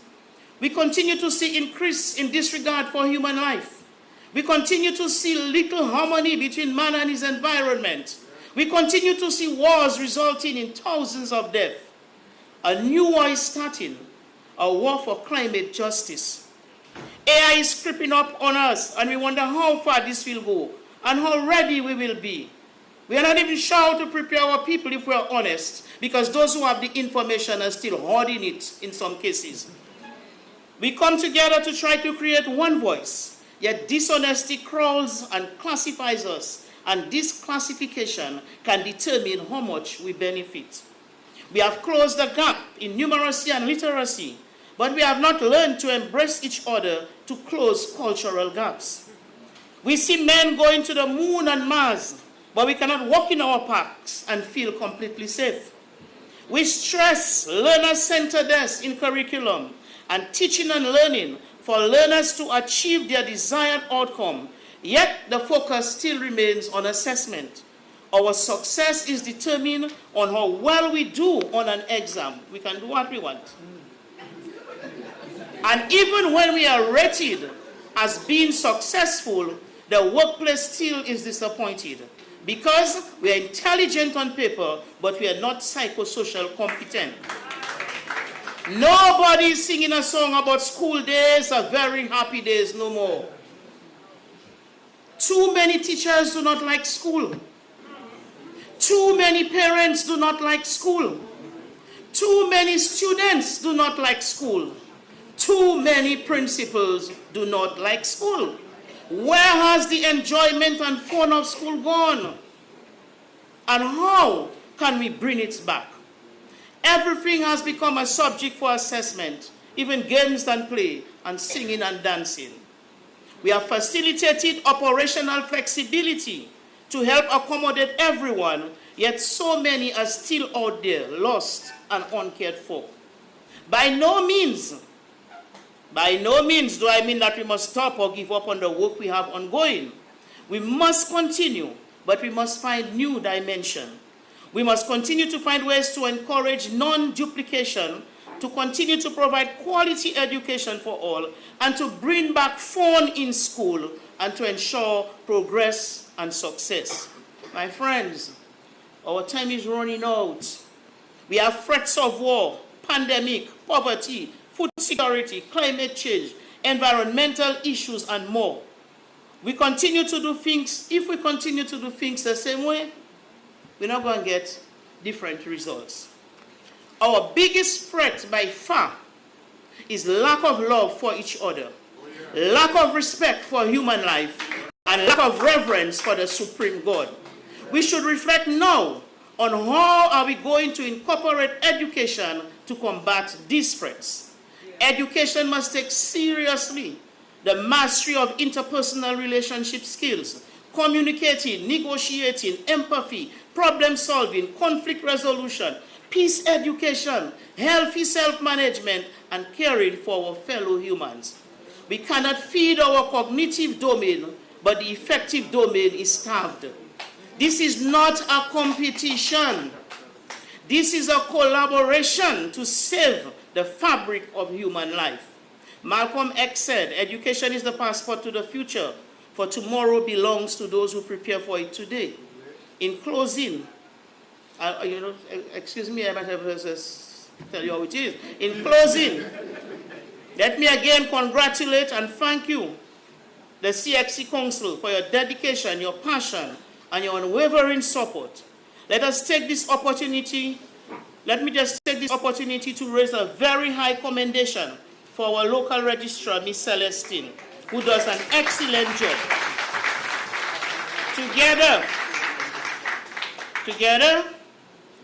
Together, let us continue to strive for excellence in education as we strive to create opportunities that empower our students to achieve their fullest potential, as we strive to prepare them to be global citizens, but with a heart for humanity. God bless you. Jesus love you and I love you too. Good afternoon. Yeah, let's thank the Honorable Minister and Mr. You should stay on stage for the substantive presentation, really profound material. Thank you, Honorable Minister, for that. I think there's a lot of food for thought there in the presentation, and I'm sure that the recordings will be accessed by many persons here and beyond. Thank you, Honorable Minister. At this point, we will call on Dr. Wesley, who will now, Dr. Wesley and Honorable Minister will do a symbolic presentation, which is the presentation of the results of Dominica along with statistical information on Dominica's performance at the 2024 examinations. Dr. Wesley. Yeah, yes.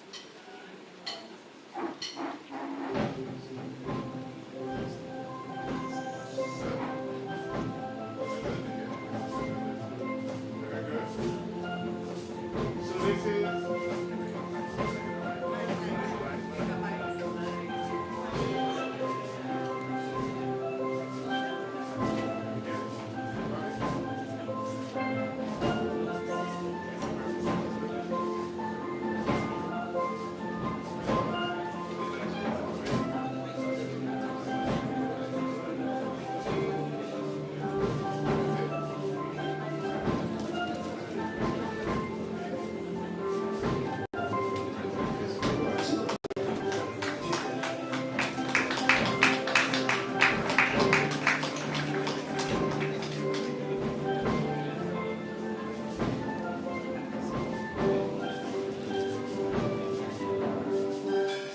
ladies and are you here?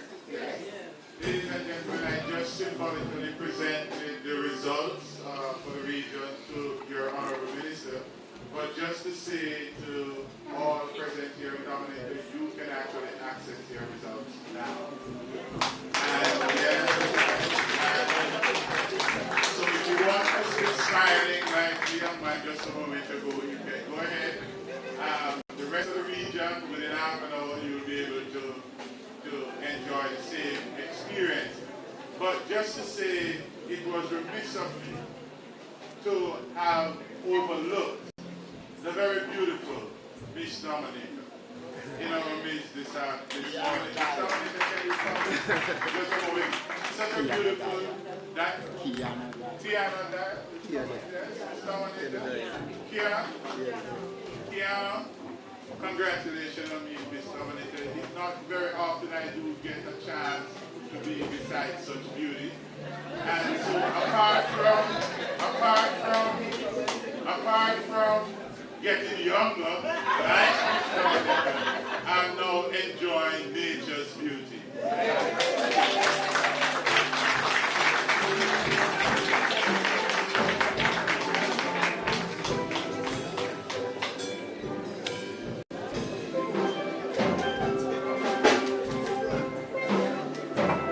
Yeah, we thank Dr. Wesley and the Honorable Minister for the presentation. Thank you very much for that.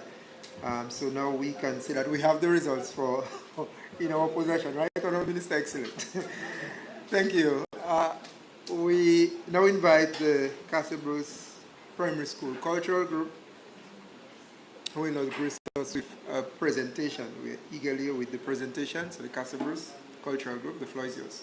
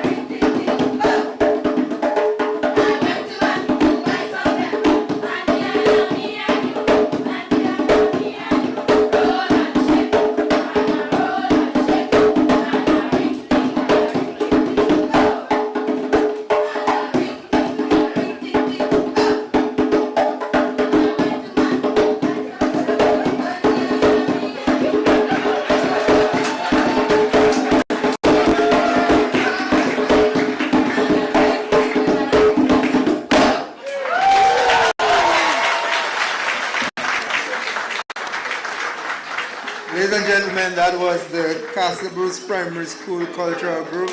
Excellent performance, and the drumming was done by Michael Farrell, who is a cultural officer and a cultural icon in his community of Paybush.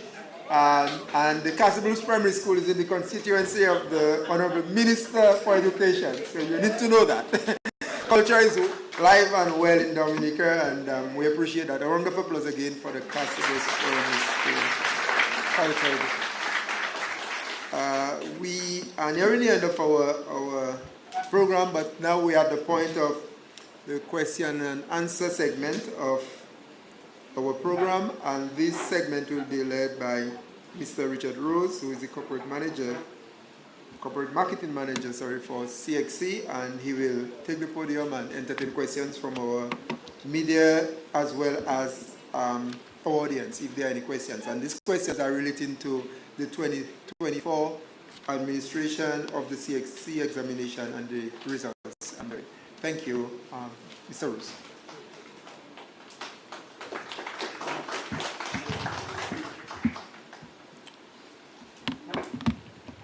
Good afternoon.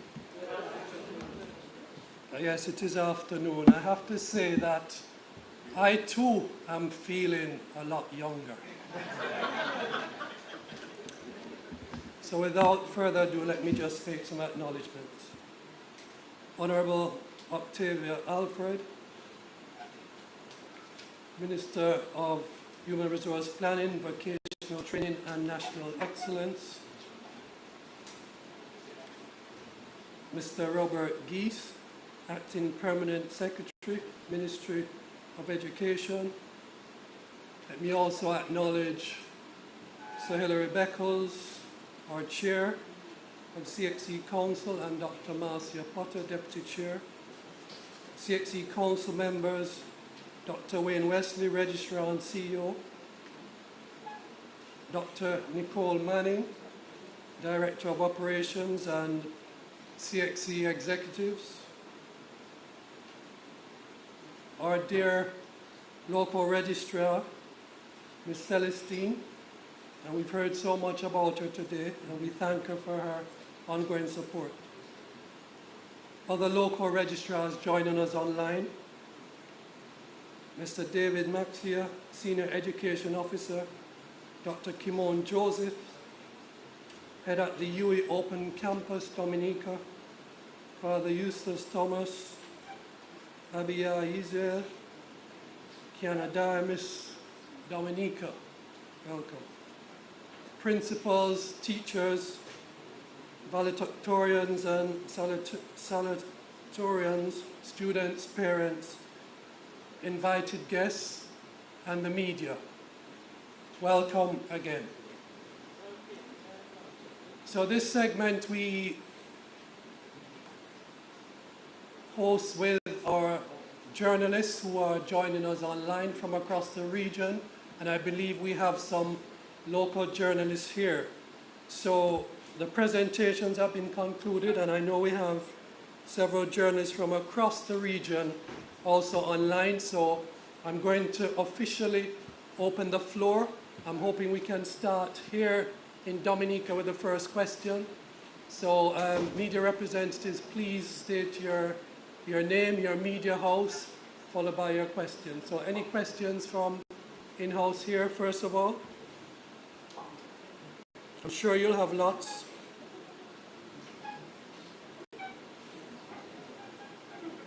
Any local journalists? I know Dr. Manning did a very instructive, informative presentation, so I don't know if that's why we don't have any local journalists asking questions at this point. But let me just check online.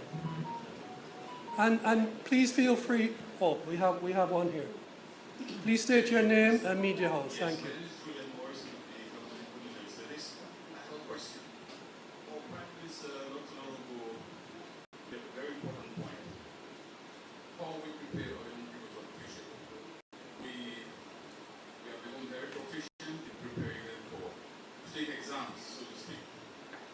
Is there a place in what you do, the organization, CXC, say character building and some of what the Minister of Education referenced to. So I just want to know what is CXC's thinking on that?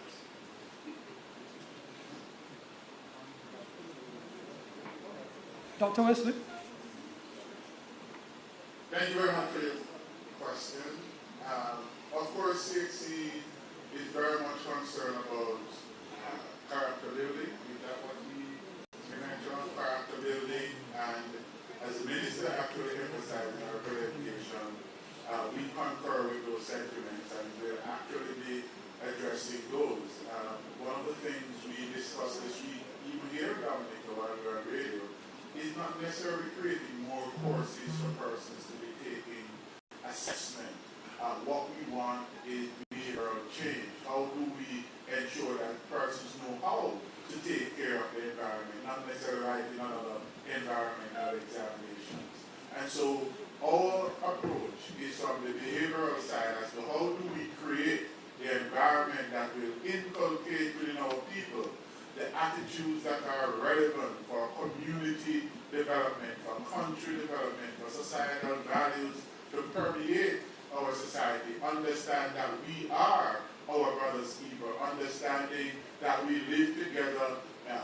For example, here in Dominica, nature is important. You don't necessarily want this to be the purview of those who are considered to be scientists and specialists in environmental preservation. You want this to be a natural part of how individuals treat and behave within their environment. So yes, we are concerned, as you heard the minister said, we have been looking at a framework for character building and development and how to facilitate that across the region. So we are very much in sync with the idea of character development and behavioral disposition right across the region. Eventually, of course, there will be the use perhaps to a great extent of AI in schools, or anything about it, so it's something we anticipate. But my concern is, for those who have been following, you know that there are some issues with the way AI is used sometimes and so on. So what my concern is what are you thinking about eventually introducing it and what the concerns might be? Are you considering already making preparations for some of the issues that might come up? AI being what it is and various ways to use people use it or manipulate it? Yes. Yes, this is something that is occupying a large portion of our intellectual capital at CXC. We have viewed, first and foremost, we embrace the use of artificial intelligence. We figure that if it is properly constructed and it is properly regulated, we can harness the value that it brings to the teaching, learning, and assessment process. So far, we have been very silent about speaking to the safeguards that includes academic integrity, which would have ethics and plagiarism and how students will treat with the presentation of information and the utilization of information. We are also very much concerned about cognitive development and to the extent where the utilization of AI is not fostering intellectual laziness, as I would refer to it. We also want to ensure that the content of AI is such that it is relevant to the region, culturally relevant, because our region, we have our own nuance in terms of how we do things in our culture, and that must be reflected as well. So we must find a way to configure AI so that it is relevant and the information utilized is accurate. You know, AI, we are aware, has the ability to hallucinate, and we want to prevent that from happening. So a lot of things are being done to that end. The Caribbean Examinations Council will be, we have started the process of developing responsible AI. In other words, we're developing a policy for responsible generative AI for the secondary school system. Some work would have been done already by, work has been done already by the University of Guyana and the University of the West Indies for the tertiary level, but I think at the secondary level it's also critical. I'm also aware that many ministries of education, they have started to work in that regard too, and so us creating this regional standard will help to pull everybody in the right direction. Okay, thank you.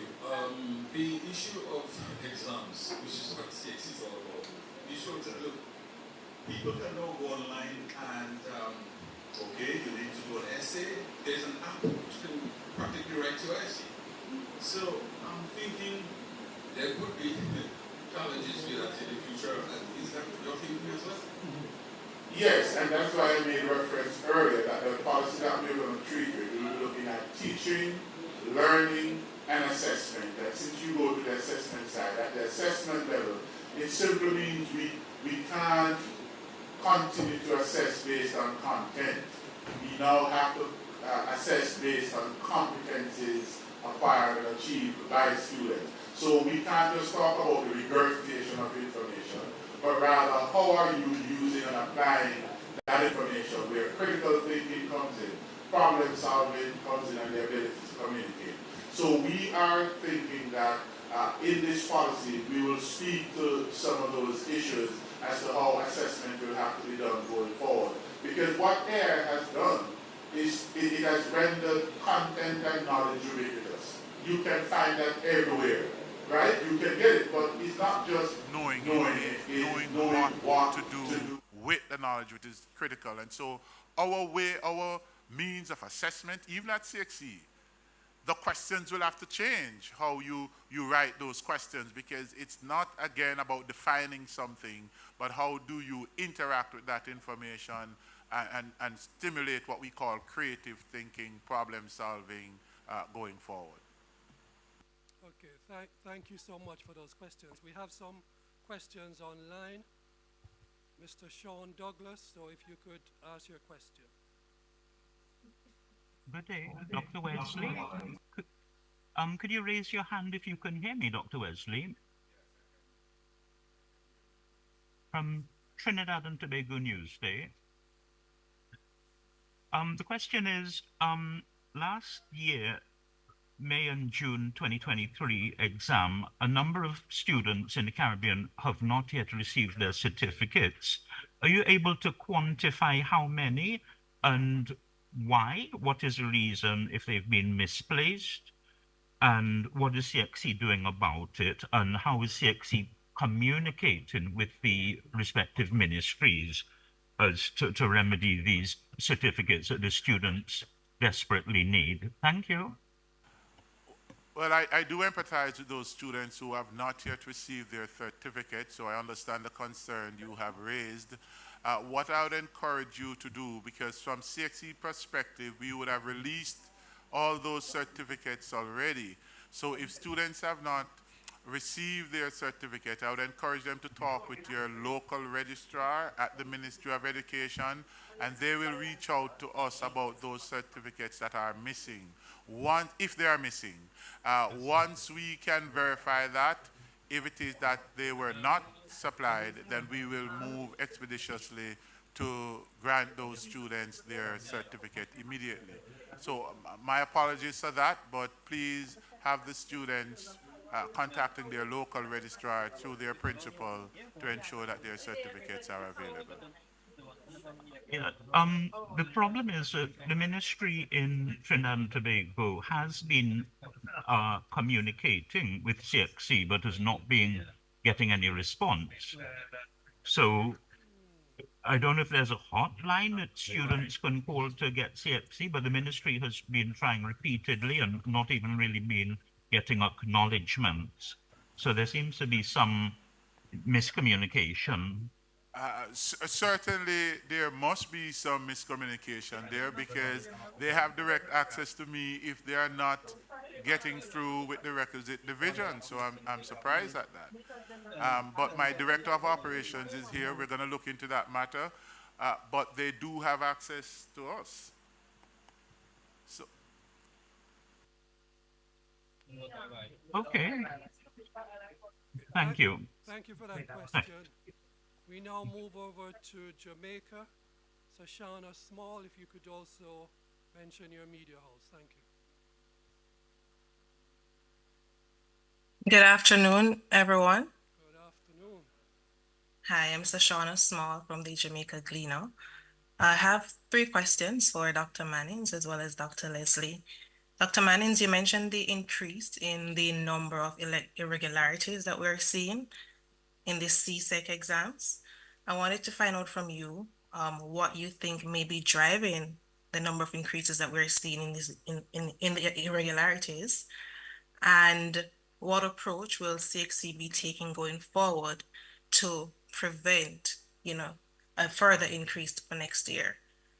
And in your speech as well, you said that some of the things that are happening are not student-based. Could you please explain, is it a case where we have the schools facilitating these kinds of irregularities?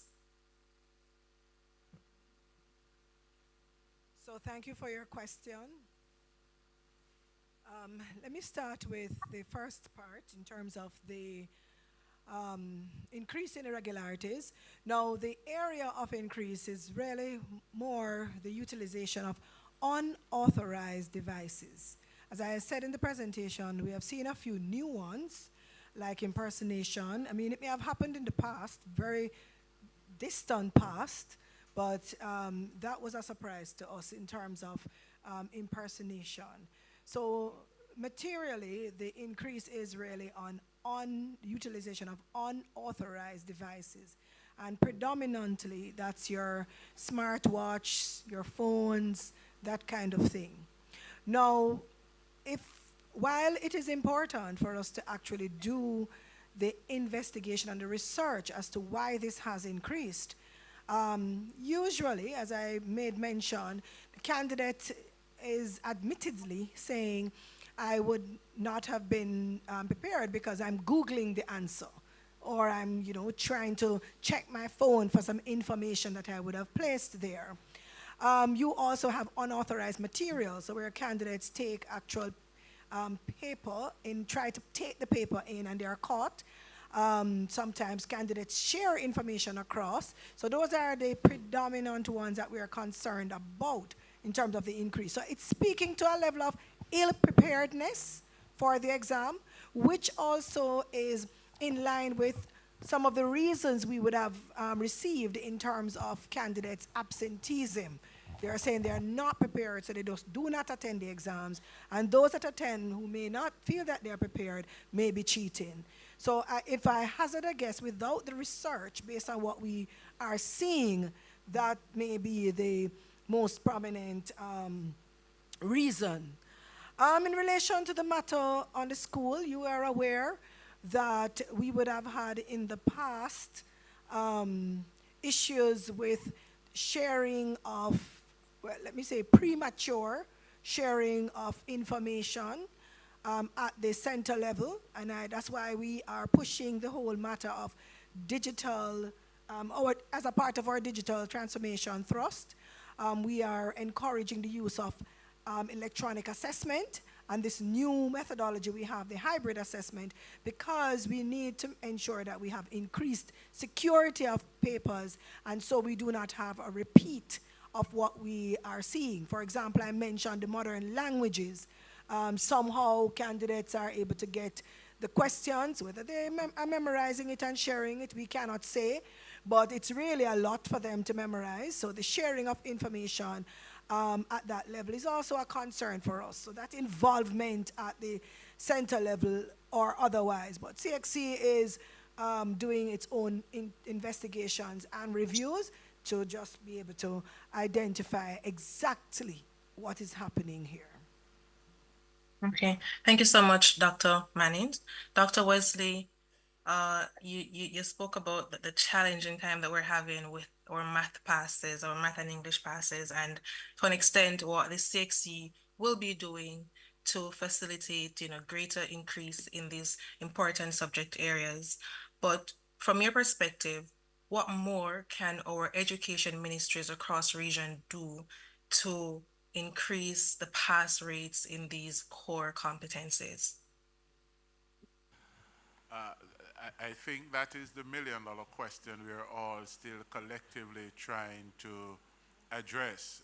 And that's why in my presentation, I made the point that it is no one individual that has the silver bullet to solve this problem. The ecosystem of education will have to be addressed from the primary level all the way up to the secondary level. It involves the universities, the teachers' colleges within universities, in the preparation of teachers. It involves the provision of resources. It involves the responsible parenting. I mean, you have a wide cross-section of factors that we will have to give consideration to in order to address this particular concern. I think my point on this matter is that we ought to be giving greater attention now to these two core fundamental subjects. Yes, we want the social studies. Yes, we want the environmental science. Yes, we want these other areas for persons to be well-rounded.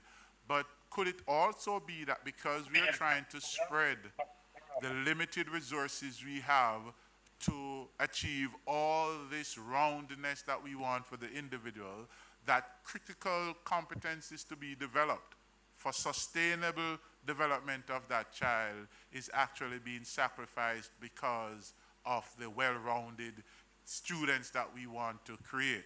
And so we have to find an appropriate balance with all parties available. Parents have to play a role as well. There's no one entity that will be able to solve this problem, because it is much broader than just what is happening in the classroom, than just what the Ministry of Education is doing. But it requires a collective effort by all. And what I have presented is we are, from CXC perspective, doing what we think is necessary to assist in this regard, but it's going to require a collective effort for this to happen.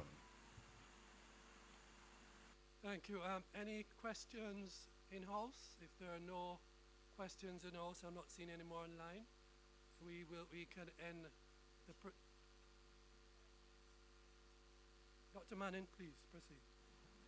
So just to give some, as before Mr. Rose closes, just to give some information, and this is particularly for in response to the query on the certificate. Dr. Wesley would have outlined what should happen, and just to reinforce, CXC has no outstanding certificates for candidates in its possession. However, we have a CXC ezo@cxc.org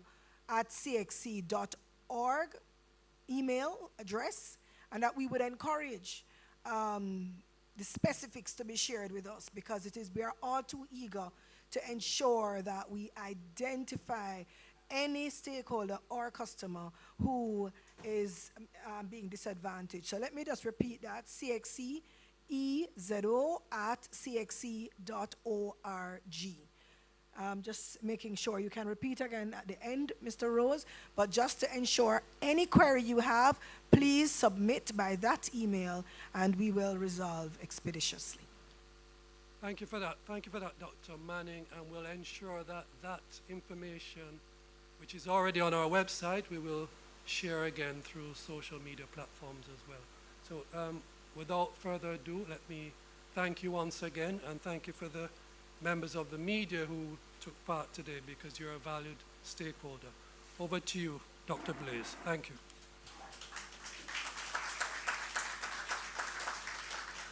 Thanks to Mr. Rose for facilitating this segment of our program, and I want to reiterate our thanks to the journalists, local and regional, who sought to ask questions in this segment. Thank you very much for that. We appreciate that. As we bring the curtains down on this event, I think very, very timely event, I invite Ms. Magali Celestine, who is our local registrar in the Commonwealth of Dominica, to provide the vote of thanks. Ms. Celestine.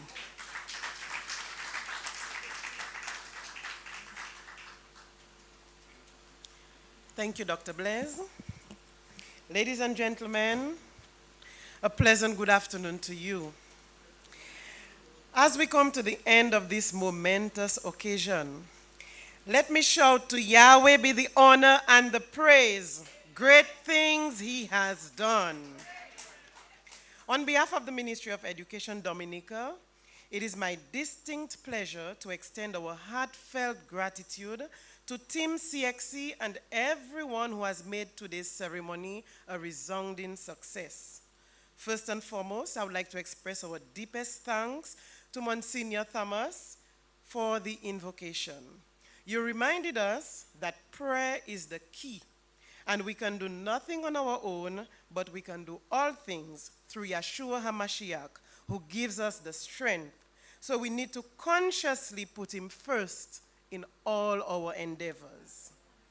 To Mr. Robert Geese, our PS in the Ministry of Education, you set the tone for the purpose of today's gathering and the experience we had here today. I am sure that our visitors and locals alike can truly testify that we are a warm and hospitable people. Thank you, PS Geese. To Dr. Wayne Wesley, Registrar and CEO, we appreciate the role that you play as a transformational leader. Your task may seem more daunting in this era of artificial intelligence, but with the assistance of your hardworking team, complemented by your wealth of knowledge and experience, we will navigate through using a systematic approach. Your contributions have truly highlighted the significance of the regional results and the impact they have on our collective efforts. Thank you for visiting our Nature Isle. We know that you are leaving us younger than you came. Yes. To Dr. Nicole Manning, Director of Operations at CXC, thank you for the analysis of the results provided. You spoke with clarity to ensure that all stakeholders made sense of the graphs and figures shown on the slides. You have generated lots of excitement about the use of the electronic preliminary result slips being launched right here in the Nature Isle of the Caribbean. As a result of your presentation, I know that our students here and across the region are eagerly awaiting the 3 p.m. mark, but Dr. Wesley indicated it will be even earlier so that they can log on to the portal to get that first-hand experience, just like Ajanaya Kazimi demonstrated. Thank you so much, Dr. Manning. To our dear Honorable Octavia Alfred, Minister of Education, thanks for the many investments that our government has made and continues to deliver for the advancement of education in the Commonwealth of Dominica.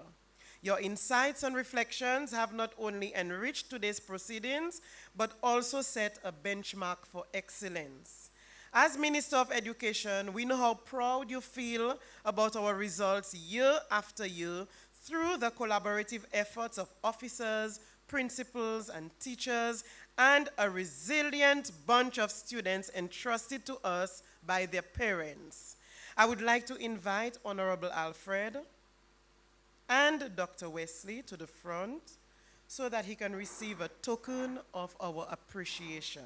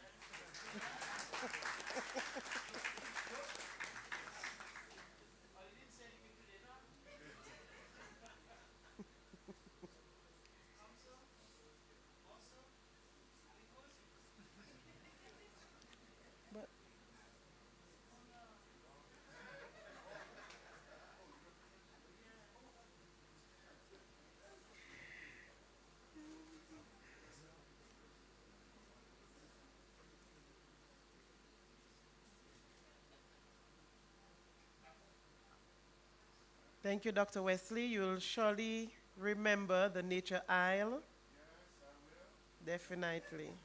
And you will come back soon. Yes, I'm going to put this in my office so every time I look up, I'm getting younger. That's right. Thank you, Minister. Thank you, Dr. Wesley. To Mr. Richard Rose, Corporate Marketing Manager at CXC, thanks for taking the lead in the question and answer segment. You did an excellent job. I am certain that those who did not get an opportunity to participate today will reach out to CXC in the near future. Your engagement and enthusiasm have been the cornerstone of this event. It is your dedication and collaboration that drive the success we celebrate today. We look forward to continuing our work together and building on achievements recognized here. At this moment, we have our beautiful 2024 Carnival Queen, Miss Kiana Dyer, at the front, and she's going to present gifts to Dr. Wesley. Yes. When you're young, you move a lot, you know. That's right. That's a part of it.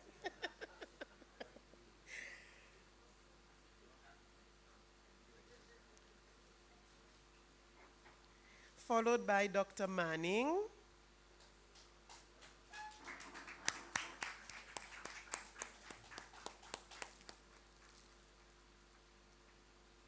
are the secret spices for you.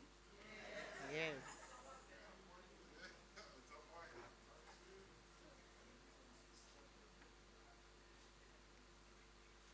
And last but not least, Mr. Rose.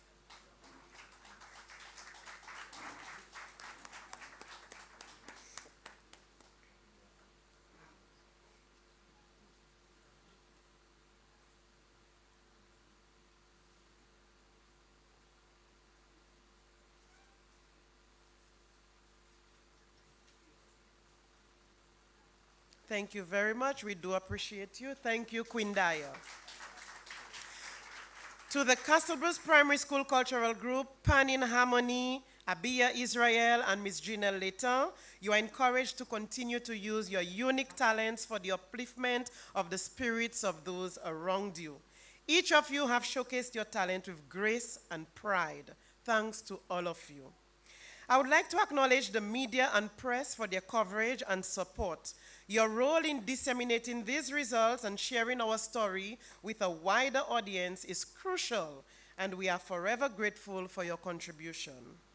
To our esteemed guests and dignitaries, our principals, deputies of all secondary schools who have assisted me tremendously in making this day a reality, teachers here and in the region, parents, our valedictorians, salutatorians, students of the year for class of 2024 who are right here in this room, and students across the Caribbean who have honored us with their presence both physically and virtually. Your support and encouragement have been invaluable, and we are truly privileged to have had you with us today to celebrate at this unprecedented event. Students, I wish you successful navigation on the portal as of now. Dr. Blaise, Chief Education Officer and Moderator Chairperson, thanks for efficiently steering us through today's program. To our incredible team of organizers and volunteers, especially Miss Merita Hyacinth and Mrs. Charlene White Christian, your hard work, dedication, and attention to detail have not gone unnoticed. The seamless execution of today's event is a testament to your commitment and passion. Thanks to the following members of the CXC team: Mr. Richard Rose, Mr. Matthew Tull, Miss Nisha Husbands, Miss Foleyan Tate, Mrs. Mitchell Narisingh, and Ms. Sheldon Robinson for working closely with me on the ground to ensure that all was in place. We are deeply appreciative of the countless hours you have invested to ensure that everything runs smoothly.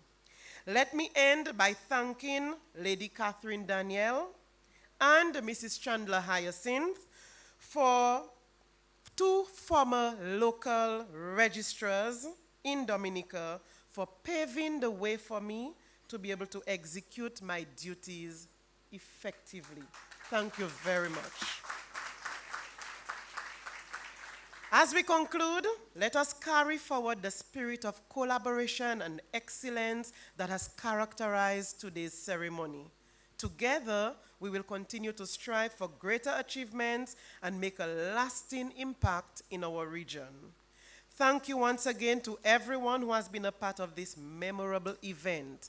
I look forward to our results being delved into. I hear good things already from Dr. Manning, so we know great things are going to happen on September 2nd, 2024. Get ready for that.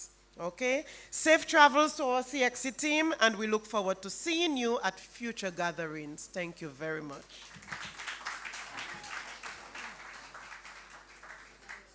Yeah, well, thanks to Miss Margaret Celestine, local registrar. Thank you, Mrs. Celestine, for the vote of thanks, but also we thank you for... CXC team, and we look...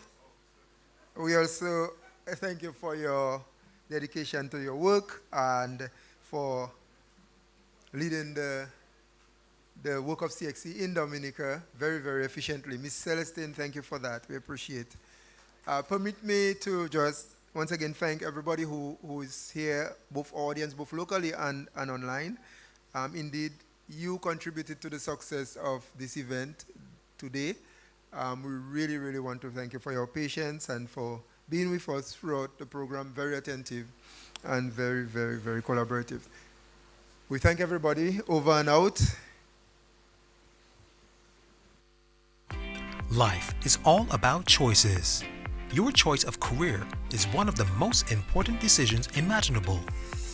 That's why the Caribbean Examinations Council, CXC, offers a wide range of certifications and support resources to help you land your dream job.